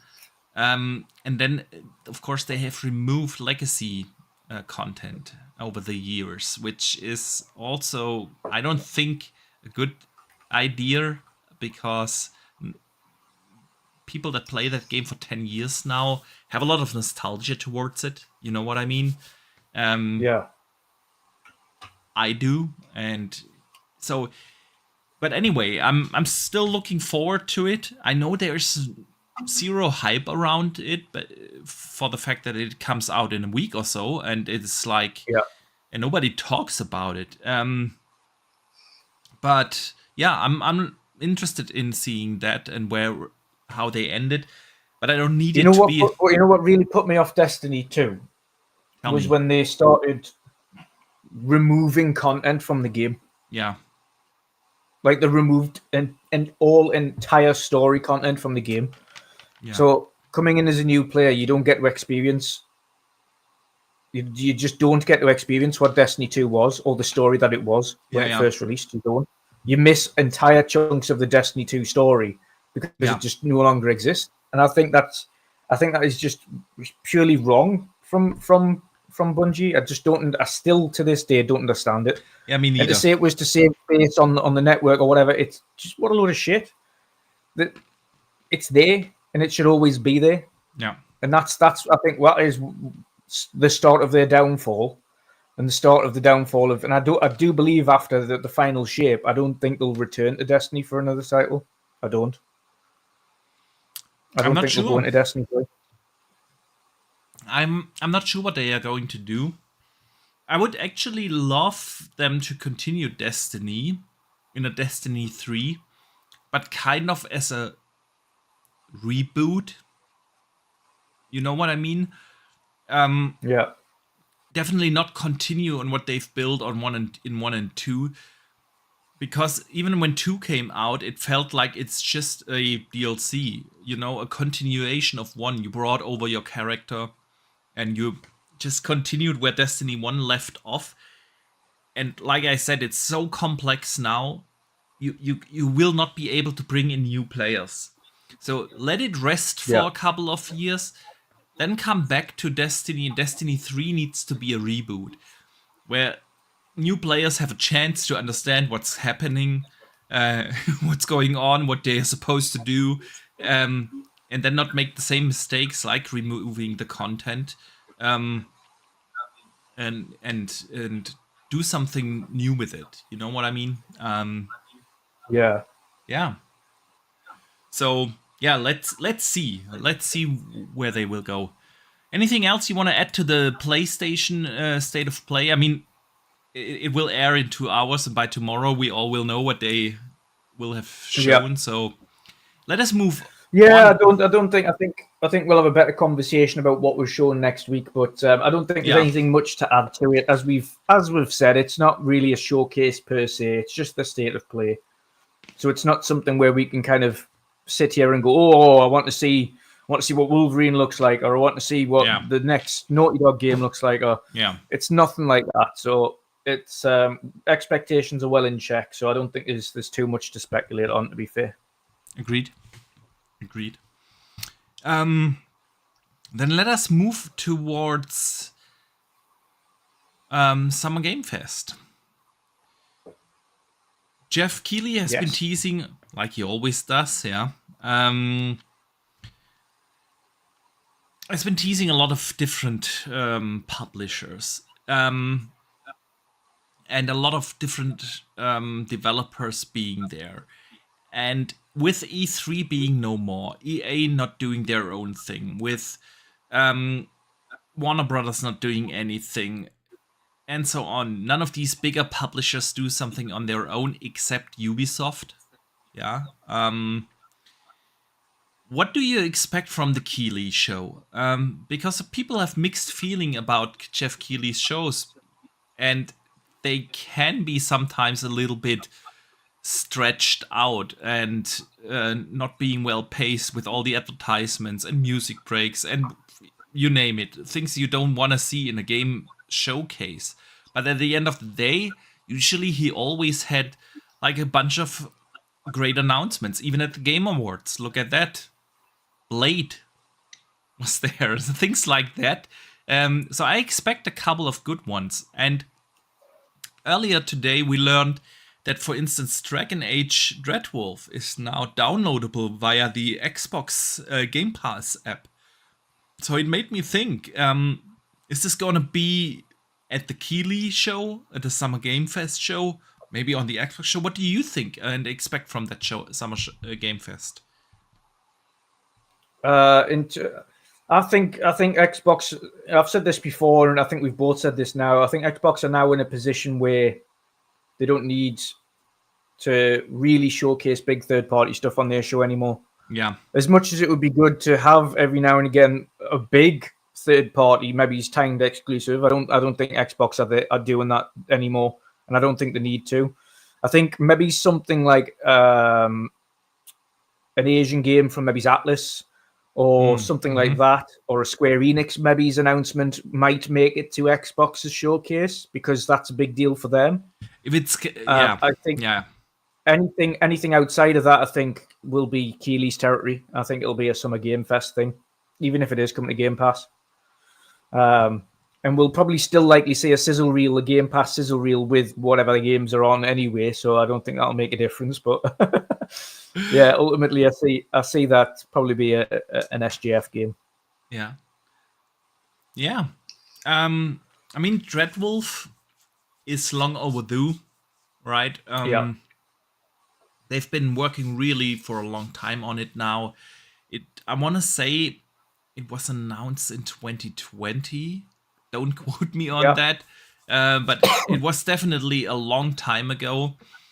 And earlier this year, EA said multiple times that they are very confident of hitting a release date this year, and the game looks great, and they are confident in hitting that.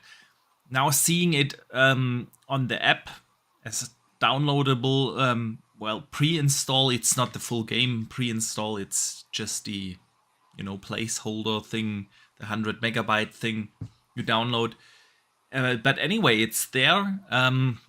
Makes me wonder if we will see it. And I actually am looking very much forward to see what Dreadwolf actually is, how it looks, how it plays, what they do bring to it. I enjoyed Dragon Age Inquisition. I know people love to hate it, especially the diehard fans of the old ones.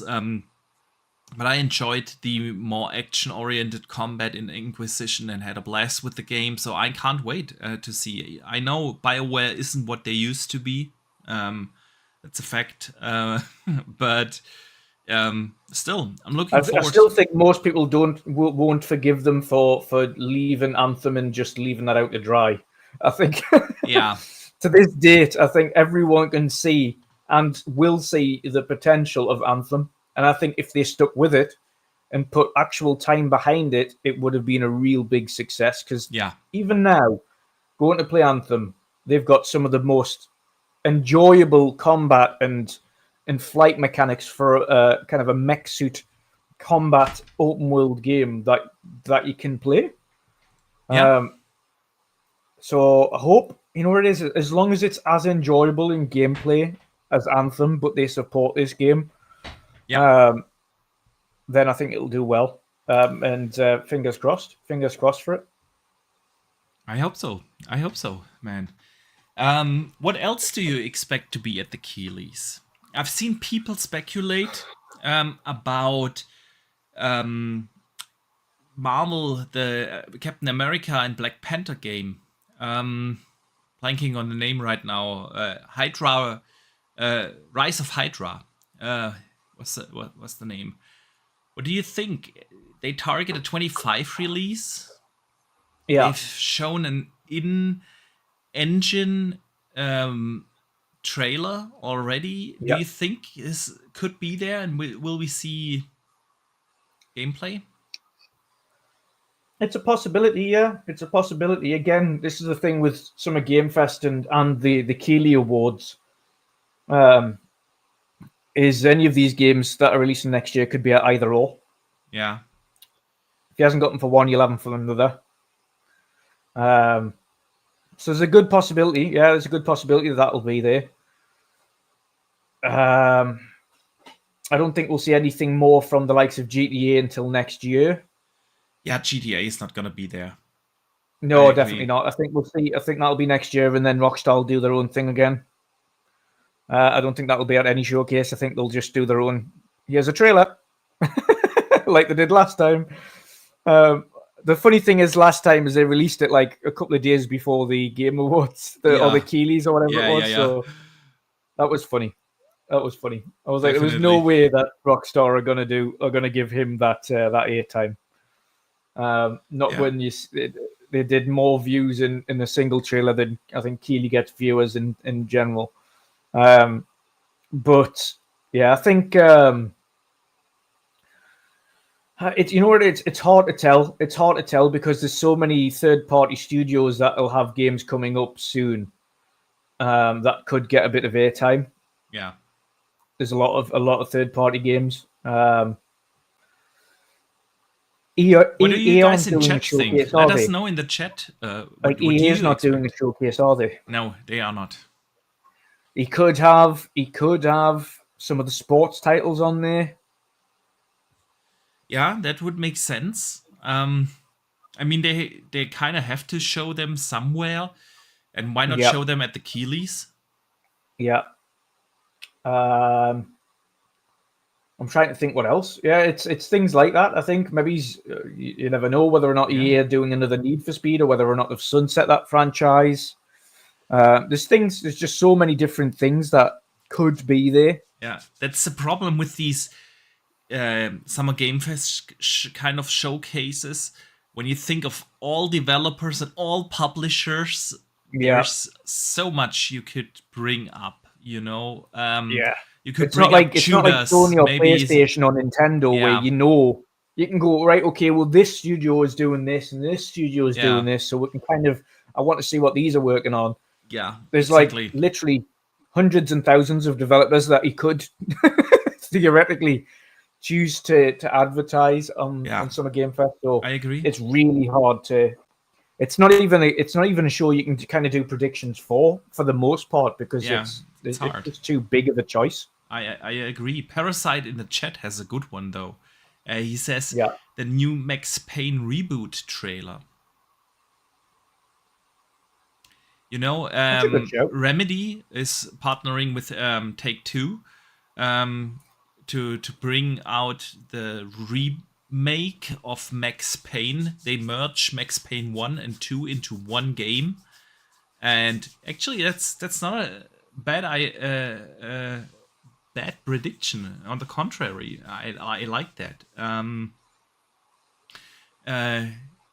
Romain Gamer says he thinks the Silent Hill 2 trailer could be there. Could be, definitely. Could. I think that might be. I think that might be shown tonight. Nah. Tonight they are going to show, if Silent Hill is going to be there, it's the remake of 1. You think so? Yeah. Not 2? No, not 2. It's 1. I think it would be weird though if they showed the remake of 1 tonight and 2 at Summer Game Fest. I think it would be really weird to showcase 2 Silent Hills in 2 showcases. Maybe here's another one, which is slightly different. Instead of Silent Hill 2, what about Silent Hill F? That could be. That could be, man. It is a good shout. And there's also the rumor of That's a multi-plat game, Silent Hill F. That's an everything game. Resident Evil has actually 2 rumors out there. Resident Evil 9, which has actually been delayed towards the end of 2025. So I'm not sure if they are ready to show that just yet.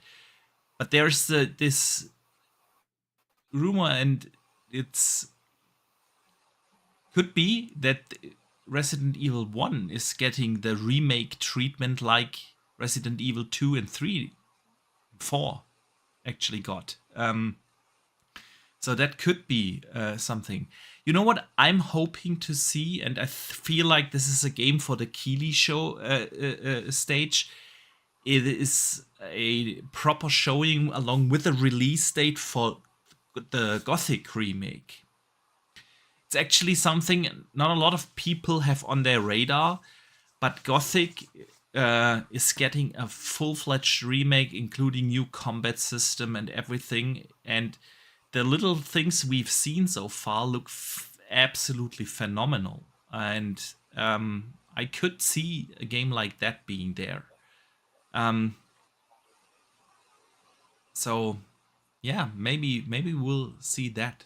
Yeah, but it's generally harder to predict something like the Keighley showcase. Yeah.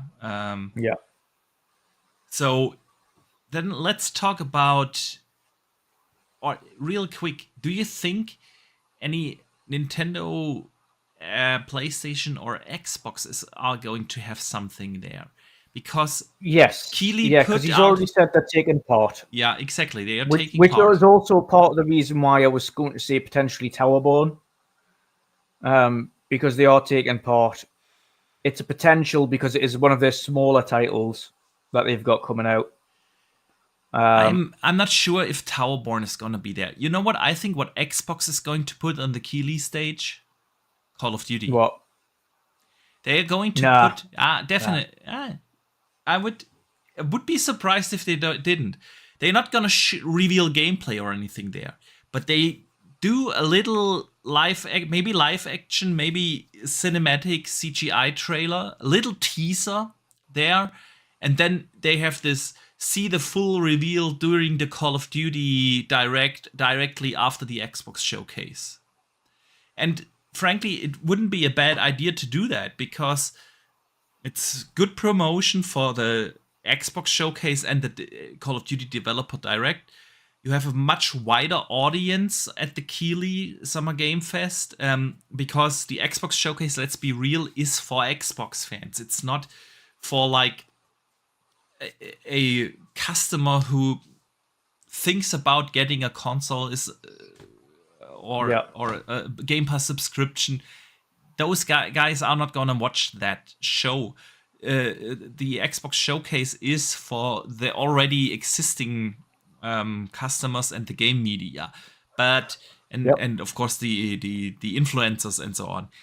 But the Summer Game Fest, because it covers mobile, because it covers PlayStation, Xbox, PC, Nintendo, and everything, has a much wider audience. And to have a little teaser there to tease not just Call of Duty, but especially the Call of Duty Developer Direct, I feel like Xbox is going to do that.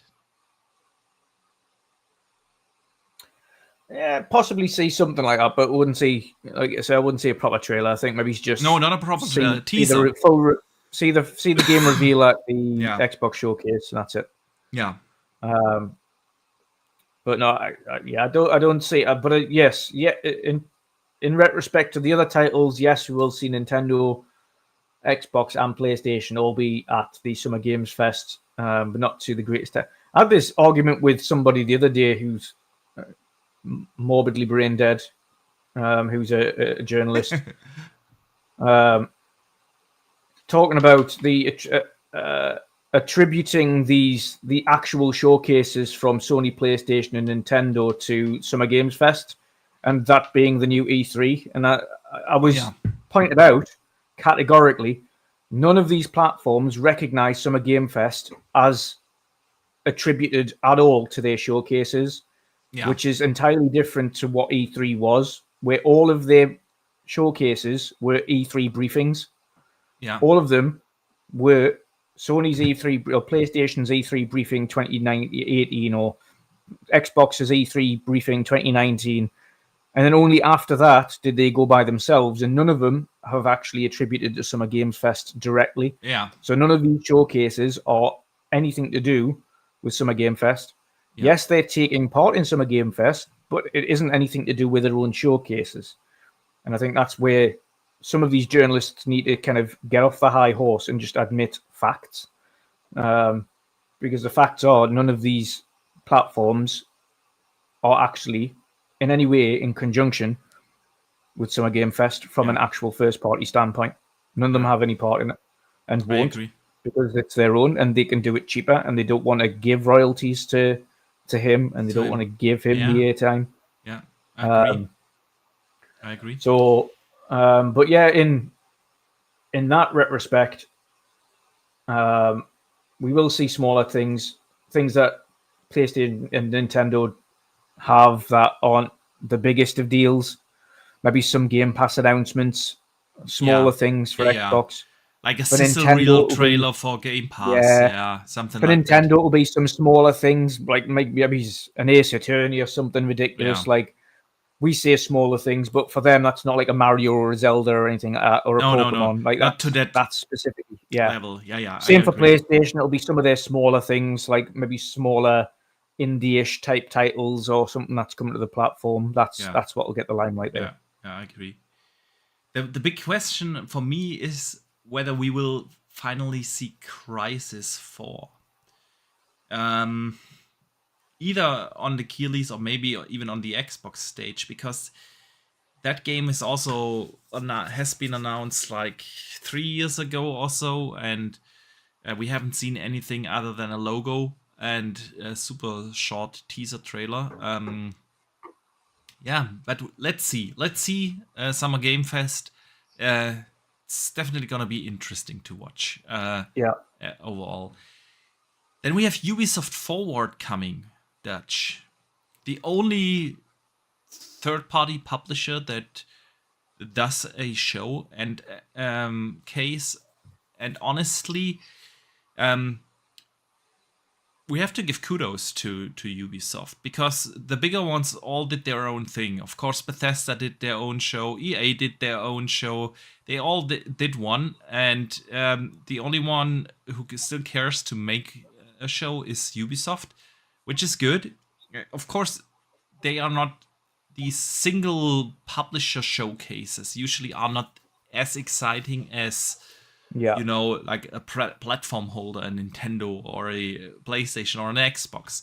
But still, Ubisoft has a great lineup coming. They have obviously Star Wars Outlaws coming, which looks amazing. They have Assassin's Creed Red coming, which everyone is actually pretty excited for.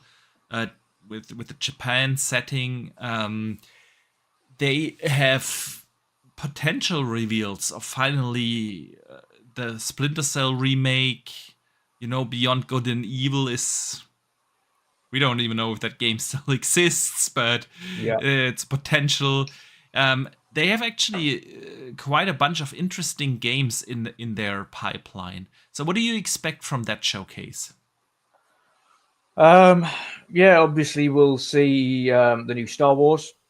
Yeah. We'll see a lot of the new Assassin's Creeds. Yeah. Maybe see a little bit more on Assassin's Creed Hex. You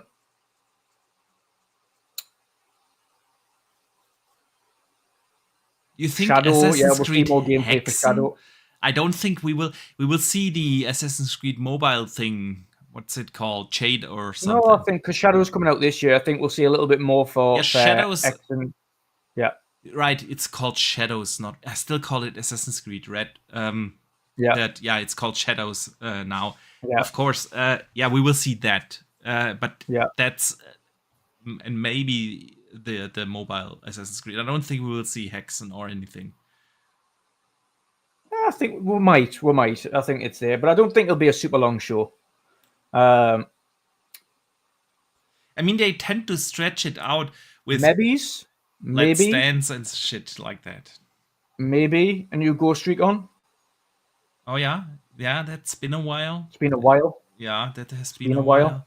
Indeed. Maybe. Was Ubisoft Splinter Cell? It was, wasn't it? Yeah. The Splinter Cell remake has been announced. Yeah. I want to say 4 years ago. So maybe it was Splinter Cell then. Yeah, maybe Splinter Cell. And I think they kind of semi-teased it when they initially announced the show. They were doing a Ubisoft Forward. So, God, this is one of the IPs I will never understand why they treat it so badly, because the Splinter Cell is not an IP or franchise that kind of died off and became, overly saturated, where people said like, oh, not again, another new Splinter Cell. They were on that 3-4 year cadence, which was just right. And since we don't have that many games in that genre, the stealth, espionage kind of action games, is so badly treated. The last Splinter Cell was on the Xbox 360 and PS3. This is like, it's crazy. But yeah, I have high hopes for the remake. And Pat has also put in the chat Far Cry. Yeah, I don't think so. When was Far Cry 6? That was Beginning of the gen? 22. I think it was. Hang on, give me a second. Far Cry 6 was 21, 3 years ago. Yeah, maybe. And all they have to do is announce it. It's not necessarily that it's coming anytime soon. It could be for next year, for instance. Yeah. And that would give it 4 years. Yeah, could be. Definitely. Yeah. So Ubisoft, obviously, they have a great 2024. They started with Prince of Persia, which isn't your typical Ubisoft game anymore. 2D side scroller, but a very good one. Great Metroidvania. Also very well received. And then Outlaws, everyone is excited for that. Looks phenomenal. Assassin's Creed, finally with a setting that gets people excited. After Valhalla getting like mixed reviews, even though Valhalla was, I think, a great game. It was kind of a mixed reception. So yeah, they are in for a very good year. And beyond. If they can reveal that Splinter Cell remake properly and it shows well, that will actually do quite some headlines. So yeah. Then we have, of course, the big Xbox showcase, and with that we round it up. Again, we do a dedicated Xbox prediction show on Saturday, June 8th. But just real quick overall, before we don't do like proper predictions today, but what do you expect? Where's the hype level? I mean, this should be their biggest showcase they've ever done. I do agree. I totally do agree. I feel like this is a year where they have like so many AAA blockbuster titles. Last year's showcase was great, and they had a few really big blockbusters in there, obviously with Starfield and Fable. But for the most part, it was like, how do I say that without sounding like, or making it worse than it was, but a Clockwork Orange. Clockwork Orange, a Clockwork Orange, and a South of Midnight. Games like in the Towerborn and games like that. I'm super excited for those. But are they going to be these AAA blockbuster titles that people want as, like system or subscription sellers? Probably not. Still, it was a fantastic showcase last year, don't get me wrong. But this year, I feel like they will have so many bangers in there. There's obviously Gear 6, maybe Perfect Dark, Fable again. Then they have Indiana Jones, which they will definitely show off again, and about Doom. and Doom and so there are so many like really blockbuster titles that could be. And then now attributed to Call of Duty there as well. So exactly, they have Call of Duty there, and it is like this the size of the games. Yeah, Gear 6 is not comparable with a South of Midnight in terms of impact. Yeah.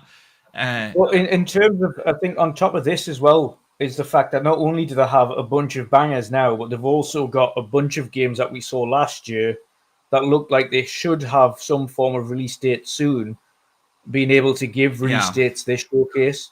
Yeah. Like your Fables, like your South of Midnight, like your Clockwork Revolution. Yeah. Like all of these titles should theoretically get release windows for next year. Yes. And then have additionals. Yeah. And then there's still these games, these forever announced games like State of Decay 3, which apparently looks really, really good. With the help of the Coalition. And you bring in your Doom and your Gear 6 and your Fable and the Perfect Dark in between those games. I don't I've think got a Blade question. is. Yeah, please. Will this eventually be the year we see Everwild again? Ooh. We should save that question for the big prediction showcase and ask our guests that. I feel like it. See, that's the thing with many of these games. They are so long in development now, right? Fable is 7 years now in development. When it comes out in 2025, it will be 8 years of development. Perfect It's the Dark. only time I can forgive them because this is the first time they've done something different to Forza. So you can forgive this timeline because they're getting to grips with everything. Yeah. With a Well, normal studio, I'd be going, come on. I mean, it's like 6 years development cycle is for a major release now the norm, Yeah. Yeah. So yeah, it's not like I didn't mean it in this way that Oh, no, I know that. they all need take so long.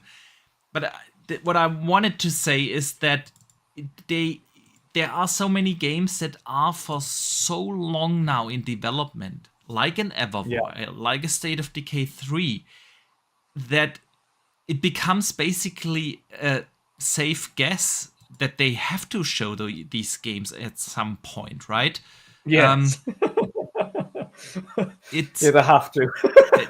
they They can't get away from it now. You have to show these games. Yeah, right. So Perfect Dark. Perfect Dark, 6 years in development now. Yeah, at some point you gotta show those games. And so is Everwild going to be there? I want to say yes, because that game is also, I want to say 6 years now in development. And yes, we have heard halfway through they started over with the development. But Matt Booty came out. I think they slightly corrected that and said they didn't start over from scratch. It was more they started over from the direction that the game was going in. Yeah, exactly.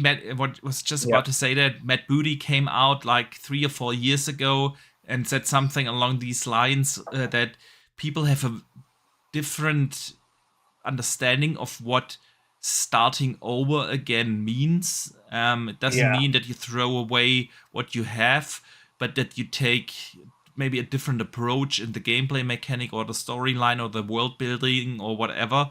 And so Rare is actually quite a big development studios, and yes, they've been supporting Sea of Thieves very well, but that definitely for some time actually they really reduced the Sea of Thieves. Exactly. I think there's about maybe a handful left doing Sea of Thieves stuff now, like 15, maybe 20 at most doing Sea of Thieves. Yeah. So I definitely could see that being there. So yeah, we shall see. It's a good question. Do you think Everwild will be akin to a Sea of Thieves kind of exploration-y game with your friends type thing, like they did with Sea of Thieves? It seemed, and on initial showings, it seemed like kind of an open world game, but more mystical with creatures and things like that, as opposed to ships, just like an adventure, but with your friends, but with this mystic world. And of course, they've changed direction, but I feel like that's the kind of thing that the Rare studio, having done a lot of this with Sea of Thieves and built this very well crafted multiplayer kind of friend co-op game environment, that's the kind of thing that would translate well into maybe an Everwild. Could be. Maybe that's the new approach that they are taking, that Matt Booty mentioned, and what people made as, okay, they started from scratch. Maybe that is the thing, because when they originally announced it, and I'm not sure if it was announced like that or whether there was just a rumor, but because it's been so long, honestly, I can't remember. But for some time in my head, that was a Zelda-esque game. You know, the Rare take on a Zelda-esque game.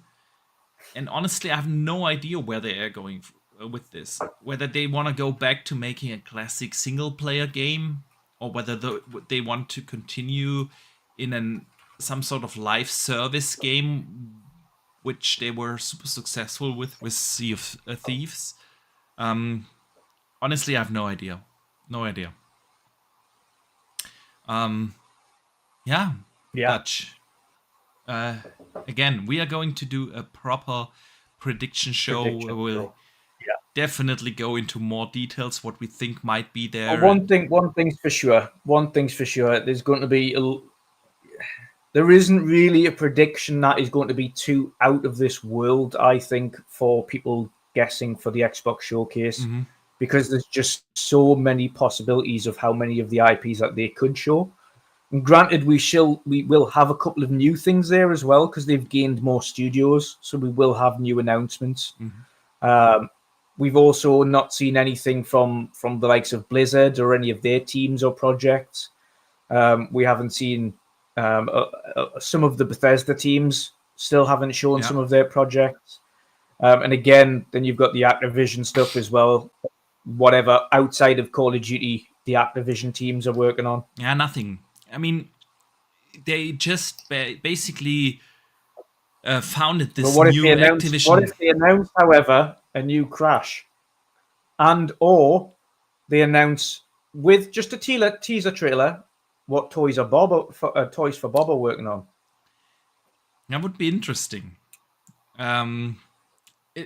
That would be definitely interesting. I mean, Toys for Bob left the Xbox game studio roster 3 months ago or so. And then immediately got a partnership with Xbox to do their title.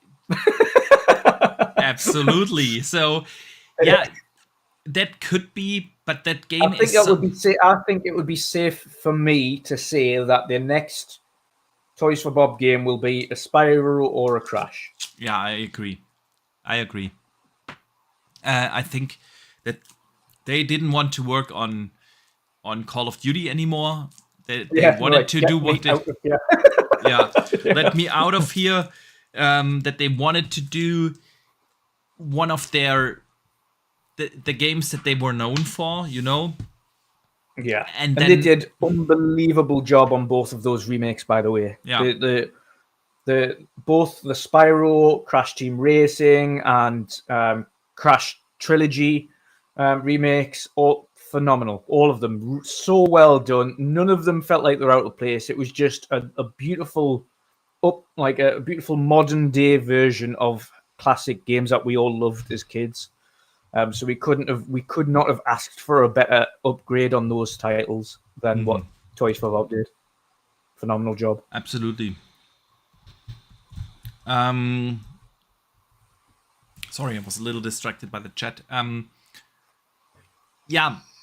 I don't think Activision has any studios working on something other than Call of Duty right now. There is this one studio, forgot the name, that we talked about that last week, that was founded like a couple of months ago in Poland, that they are working on something non-Call of Duty related. But since this is such a new studio, I doubt that they will be ready to announce anything there. So I don't expect that to be there. And the same goes for Blizzard. They basically just canned their only project that they had, other than, of course, Diablo's being supported, World of Warcraft being supported, Overwatch being supported. Zach in the chat has put Elsewhere Entertainment. That's the one. Thank you. Elsewhere Entertainment. Yeah, exactly. Yeah. Elsewhere Entertainment. And I don't think that Elsewhere is anywhere near to show something. And Blizzard just canned their survival game. And before they have something to show, it's going to be a while. And so I doubt that we will see something there. But what I do expect, for instance, is sending on console. Yeah, not going to happen. Not going to happen. You know, they haven't ruled it out. They said they were exploring it, and you can actually use a WoW controller on WoW PC. An Xbox controller on WoW PC, and apparently it plays quite well. Yeah, still don't think it's gonna happen.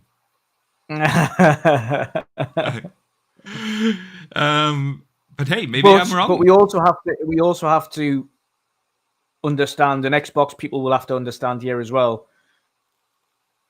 That doesn't mean that they won't show PC only games on this showcase, because they will. And I think Zach Riley in the chat is right here as well.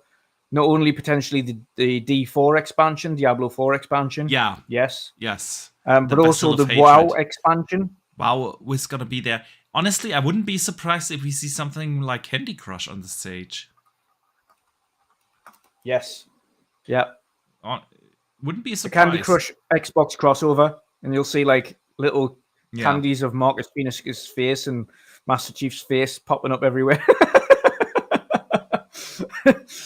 The silly things like that, and get free power when you sign up to Xbox Game Pass. Again, they'd be silly not to do that. Yeah, I agree.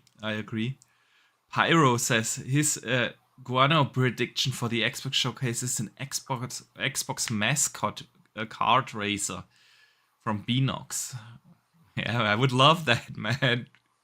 But even if it's what I've been saying this entire time during the acquisition, even if Xbox greenlit some of these games to come back, like a StarCraft or a mascot racer or whatever, it's gonna be many years before we see those games.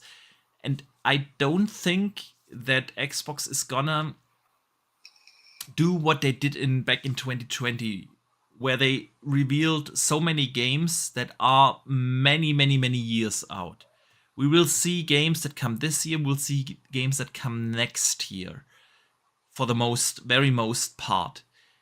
They don't have to lay out the roadmap anymore for the next 5 years. Oh, and this game is gonna come in, I don't know, 5 years plus, because they now have a cadence of regular game releases. If they didn't have that back in 2020, so they had to kind of show people what they are buying into if they invest in the Xbox ecosystem. And now they can focus really more on the games that come within the next 2 years or so. So of course, they should at this point now, like you say, they've got so many that are very close to showing and have end dates in sight now, that they can start doing some. Here's a teaser, and here's a teaser of some future stuff as well.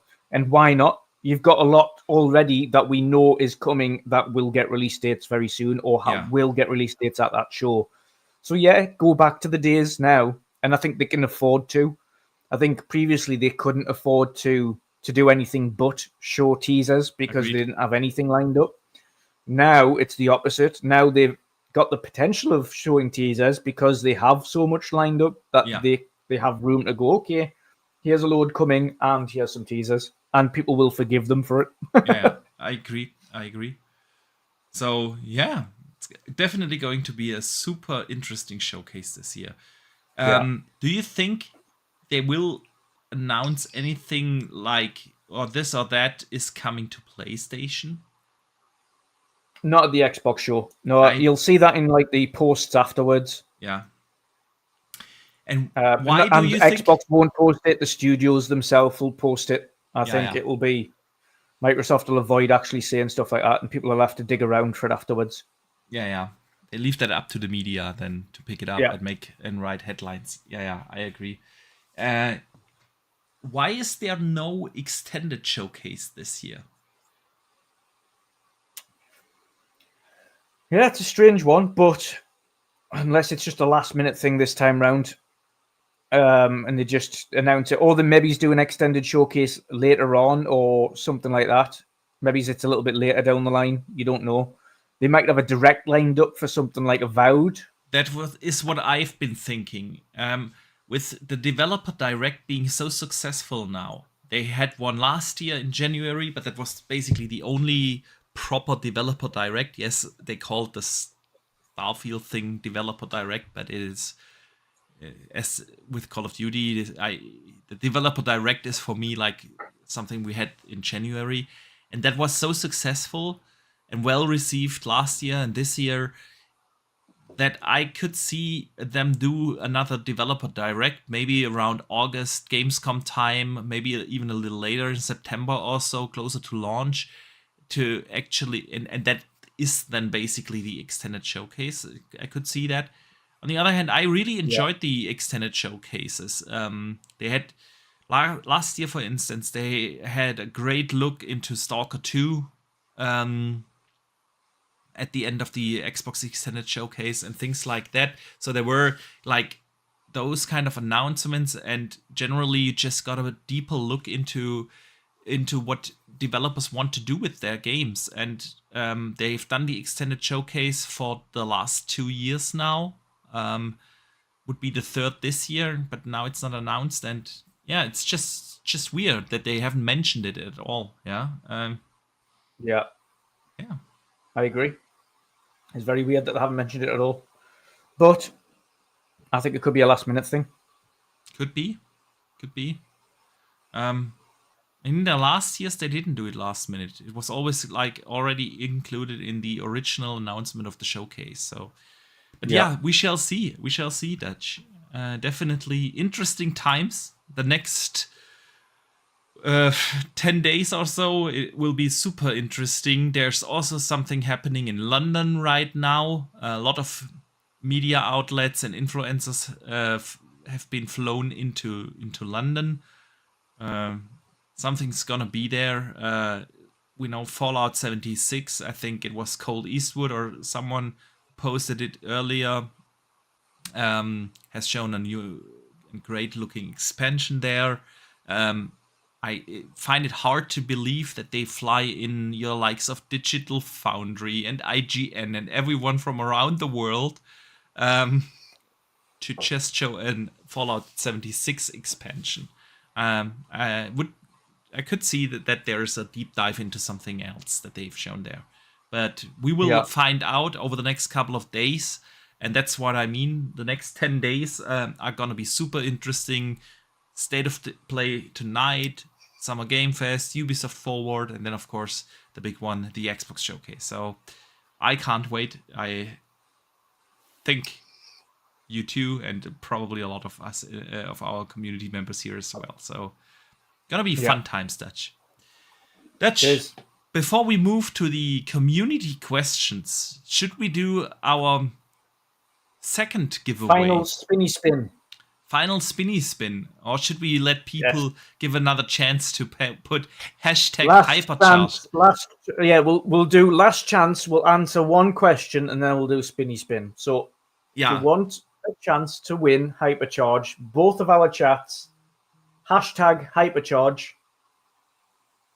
and you win with a chance. We'll put you on the spinny spin and we'll announce it after this. Of course, that's hypercharge for Xbox, which is out tomorrow. So yes, get yourself entered. Exactly. The people that have previously entered earlier in the show are still in there. But yeah, Dutch. Okay.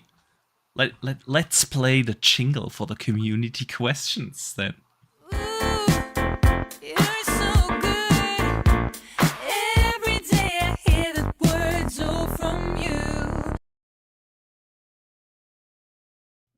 All right. Community questions. Every Wednesday, you guys can write in either on Twitter, YouTube, or wherever you are, and send us questions or topics you would like us to discuss. And because I've been out of town for the entire week till this morning, I forgot to put that those posts up yesterday. And I put it up this morning, but that's probably why we didn't get too many questions this week. But yeah, Dave Ramos sends in a question and says, "Hey Boxy, and the Viking himself, Dutch. Xbox forward compatibility can indicate different architectures like ARM, NVIDIA, ARC, and so on. The question now is, if Xbox Next Gen is again a series of consoles like the Xbox Series X and S are now, how high do you think Xbox will go on the high end? What GPU and how high on price? And as a follow-up, there's a rumor that the next Xbox will be a reference device for other OEMs. That makes me wonder if the next series of Xbox consoles will be handheld as the low-end performance and a console high-end performance. Will there also be a middle performance device? Right. Here's what I think. I think much like what Meta are doing with their operating system, Xbox are going to release their own Xbox console and potentially in the future provide the operating system of Xbox to work on other devices. Is a potential. I don't think Xbox themselves are just going to farm out consoles left, right, and center. They're going to kind of have an open source. Here's the Xbox OS. You've got the ability to make your console using the Xbox OS. But we're going to make our console as this. So this is the kind of ballpark in terms of performance that you want to run it on or should meet in order to kind of have a streamlined running of games across the ecosystems. Yeah. So basically, Dave puts out two questions. The first is where do they position the high-end console if the low-entry one is a handheld or something like that? And the second is will they open up Xbox to other OEMs? I found it funny because about 2 weeks ago, I put out one of my most successful tweets ever, got like hundreds of thousands of impressions, and I said that Sarah Bond mentioned multiple times that they are providing the biggest generational leap. And they never said it's about performance. What if this biggest generational leap is actually them moving away from a dedicated Xbox OS and release the next Xbox with a Windows Lite, if you will, running Windows at its core, not having a dedicated Xbox operating system anymore.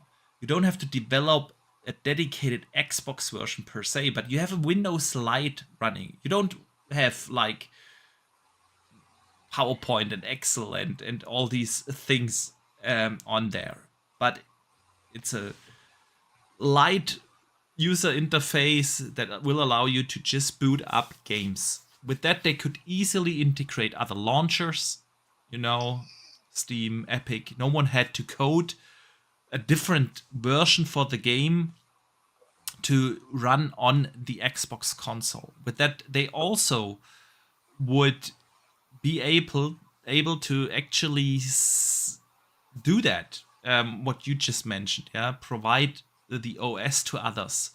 It would also be in line with what Phil said about these gaming handhelds to be a cohesive and seamless experience, to not get pulled out of that. It would also explain why Sarah Bond reopened another backwards compatibility team, because just a year ago or two, they shut down actually the backward compatibility program and team.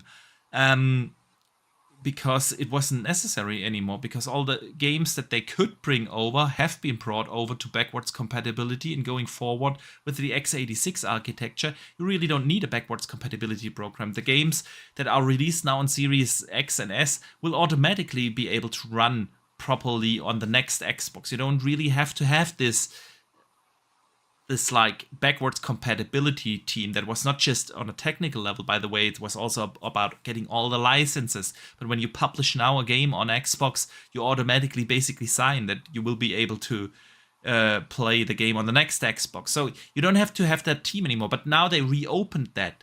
Why would that be? That would, of course, be if you move over your legacy titles to Windows. Yeah, if you make the Xbox Series X games that come out in Hellblade 2, the Hellblade 2 version, console version, needs to be able to run on Windows. And yes, it kind of does that already, but you would have to code for that and make it backward compatibility run again. What if that happens? I put that out as a speculation, and like a week later, I've seen a lot of media sites picking up rumors from other influencers like Jess Corden, who put out, hey, what if that's something like that happened? I found that funny because it is, in my mind, something I would assume Xbox is going to do. They are right now owning the operating system basically on PC. Yeah, I know there's the problem with it. You know the problem with it. The only problem with that is that the casual market will not like a PC-based experience. The casual market would probably not even notice because it looks different than Windows. It's a Windows Lite version, but the core it's running on is the same. You have a different overlay.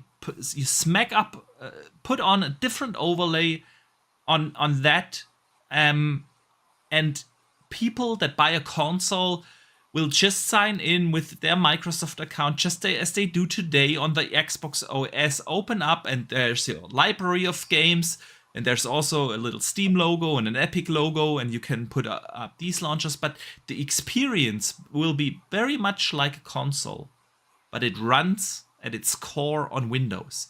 It's not like you pop up Windows and you have your taskbar and do the tons of driver updates, this and that. But a Windows very light version, a dedicated Windows gaming version. With that, they would unify that. And with that, they could also solve their quote-unquote problem of not growing in the console space and not caring anymore, because it is one system now. You would have truly achieved to have a seamless, transition when you move from console to PC.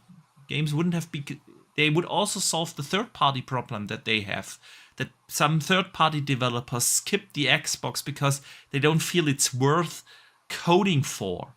We wouldn't see issues like with Baldur's Gate 3 or Square or others skipping the Xbox platform, because they have to develop a dedicated Xbox version for a small install base. It would just be more seamless. And Microsoft owns Windows, and the gaming division makes now more revenue than the Windows department. They have now a saying over there. It's not like in the years before, like 10, 15 years ago, when the Xbox department came to the Windows department and said, hey, can you please make us a Windows Lite version? They were just laughed at, and there's the door. That's not the case anymore.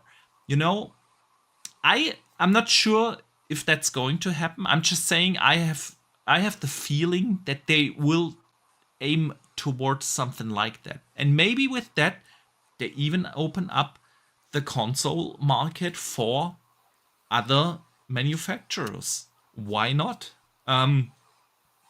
It is on PC a common thing. They still have their Surface lineup, right? Which you can buy Windows on, but you can also get an Asus laptop and a Dell and a HP and everything. So maybe they look at it now from the Microsoft and not the Xbox department anymore. And they say, hey, this works on Windows, why shouldn't it work there? And suddenly you would have like tons, depends on how many will pick it up, but you might have options. Maybe you get a 2,000 euro console then that is super high end with an NVIDIA GPU in there and everything, because it can run those games, because it's at its core Windows. Does not look like Windows. They should strongly avoid that. Not having the taskbar, but at its core, I could see them do something like that. I don't know about you. We'll see. As long as it looks fuck all like Windows, I think we'll be all right. Yeah. That's the thing. It needs to be very casual focused, because if it looks anything like Windows, people will just go, "What the fuck is this? This is too complex." I agree. It can't be, if they do something like that, it can't be a Windows experience. It still has to feel like a console. But look at what Steam did, with the Steam Deck, where yes, it is Linux based. It's not Windows based, because they don't have access to someone who makes them a Windows Lite version. But when you boot up the Steam Deck, it doesn't feel like Linux. If you install Linux on your PC and you boot it up, it's a very different experience than the one you get when you boot up the Steam Deck. It just looks like a console interface. Yeah, easy to use. All you can do is play games on there. You don't have to bother with the driver update. You have your updates, but you have that on console as well, But you know what I mean. But the experience feels very much console-like, but it is a PC. And I feel like Microsoft is looking at this now. Hey, this works for Steam. They did it. They console-ified. I don't know if that is an English word, but they made a PC experience into a console experience. But at its core, it's still, nobody codes a separate game version for the Steam Deck. Why shouldn't Microsoft be able to achieve that? You know, especially now that they have a much bigger saying at the table of corporate strategy at Microsoft. And they can easily go to the Windows team and say, hey, we are the big guys now. We need that. Make it happen. You know what I mean? Wasn't possible from the back in the days when the original Xbox came out and everybody didn't take it serious within Microsoft. Even 10 years ago, they didn't take Xbox serious within Microsoft. Now they do. And why not unify those experiences? You would have the seamless transition. You would easily have all your Xbox games on handhelds, on PC. It's a super seamless transition. You can play your console games now on your PC, and so on. I don't know. It was a little longer answer than I expected. Dutch, let's draw our winner. Yes, the final winner. Give me just a second. I have to put in a few more names in my spinning wheel. I'm still set with my 4. I've still got 4. That's easy. So Dave Ramos has already owned the game and he can't wait for it. So Dave's not taking part. So shout out to Dave, but he might and should be able to take part in the community game night tomorrow night, where we're going to be playing Hypercharge on release night with the community. Yeah. All right. You ready to rock and roll? Give me one more second. I've got a few more names there. I want to make sure I catched everyone. So, all right. I hope we are good to go to draw our final winners for Hypercharge. Let's just spin the wheel. Span the wheel. All right. I got my winner. You got yours? I have my winner as well, yes. Very good. Very good. Who is yours? Yes. So our second winner tonight is the Apiarist. The Apiarist. Nice. So congratulations, Apiarist. Big congratulations. Well done. Well done. And my big winner is Big Mad Mo. Big congratulations to you. Nice. Apiarist dropped me a message on the twits. If you don't already have me on Xbox, and give me your gamer tag, and I'll send over the copy on Xbox tomorrow when it launches. Nice, yeah, and that the same goes for Big Mad Mo. Hit me up in the DMs either on Xbox or on Twitter. Just want to make sure I get the right person. on Xbox along with the gamer tag, of course. And again, we only can gift those games after they launch, so we can't gift the pre-order, unfortunately. And we don't have codes from the developers that we can just hand out. We are buying that from our money. That was intentional as well, actually. Yes. We could have got codes, but we opted to buy them to support them. So, yes, although we could have got codes for you ready today, we opted to buy them so they got more sales. Exactly. So that's why we will have to gift it after the game launches. And I don't know when that exactly will be, but it will be somewhen tomorrow. So... Yeah.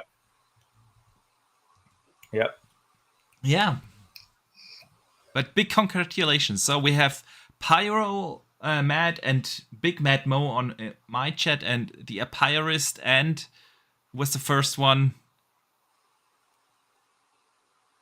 Yeah, and for me, it was Omatoni and the Apirist. Yeah, right.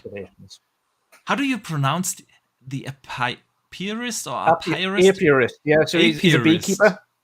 Yeah, I got that. I never knew how you properly pronounce it. It was actually much longer than that, and it was quite hard to pronounce, so he shortened the name because of that. Apirist. All right. Learned something. All right. Good. Big Mad Mo says he's only on Xbox. No problem. My gamertag is Boxenberger, so you just send me a DM there, and I'll make sure you get the game tomorrow. Good stuff, Dutch. Good stuff. All right. I think that brings us to the end of the show. Yes. Gives me half an hour until I need to get going again, but that's good time. It's good timing. Very good timing. Very good timing. All right. I hope you guys enjoyed the podcast here today. We had a blast, as always. So a big thank you to everyone who showed up. Big congratulations to the winners of Hypercharge. And a big thank you, of course, to all the channel members and the super chats for supporting us. It means a lot that you guys come out here and support us. But also, if you just tune in either here on YouTube or on Spotify, on Apple Podcasts, wherever you're listening, we hope you enjoyed the show. We appreciate you very much. And next week is going to be Showcase Week. So, Dutch, again, we will have on Thursday our regular World of Gaming podcast, covering the news, covering what was announced at State of Play, and so on. Then we will have on Saturday, the day before the Xbox Showcase, Saturday, June 8th, 2 p.m. Eastern, 8 p.m. Central Europe, 7 p.m. UK time, we will have a big prediction show. More than 10 people coming in here.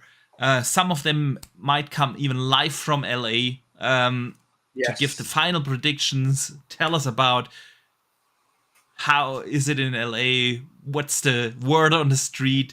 It's gonna be awesome. Then, of course, the big Xbox Showcase on June 9th. We will be live streaming it here. No overlays, nothing, no talk over from us during the show. So you can just come in, enjoy the show,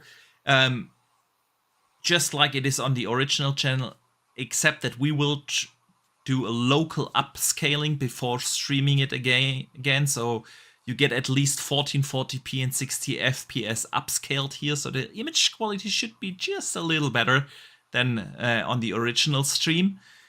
We will do that, and right after that, we will do a post show. We will have 2 awesome guests there.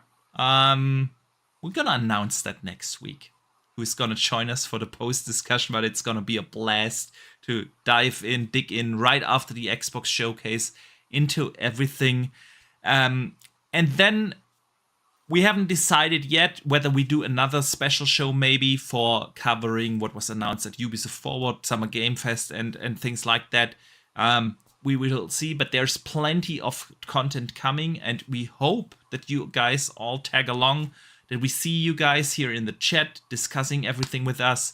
But for now, Dutch, Yes. Do you have anything coming? Because you are going to do something later. Yes.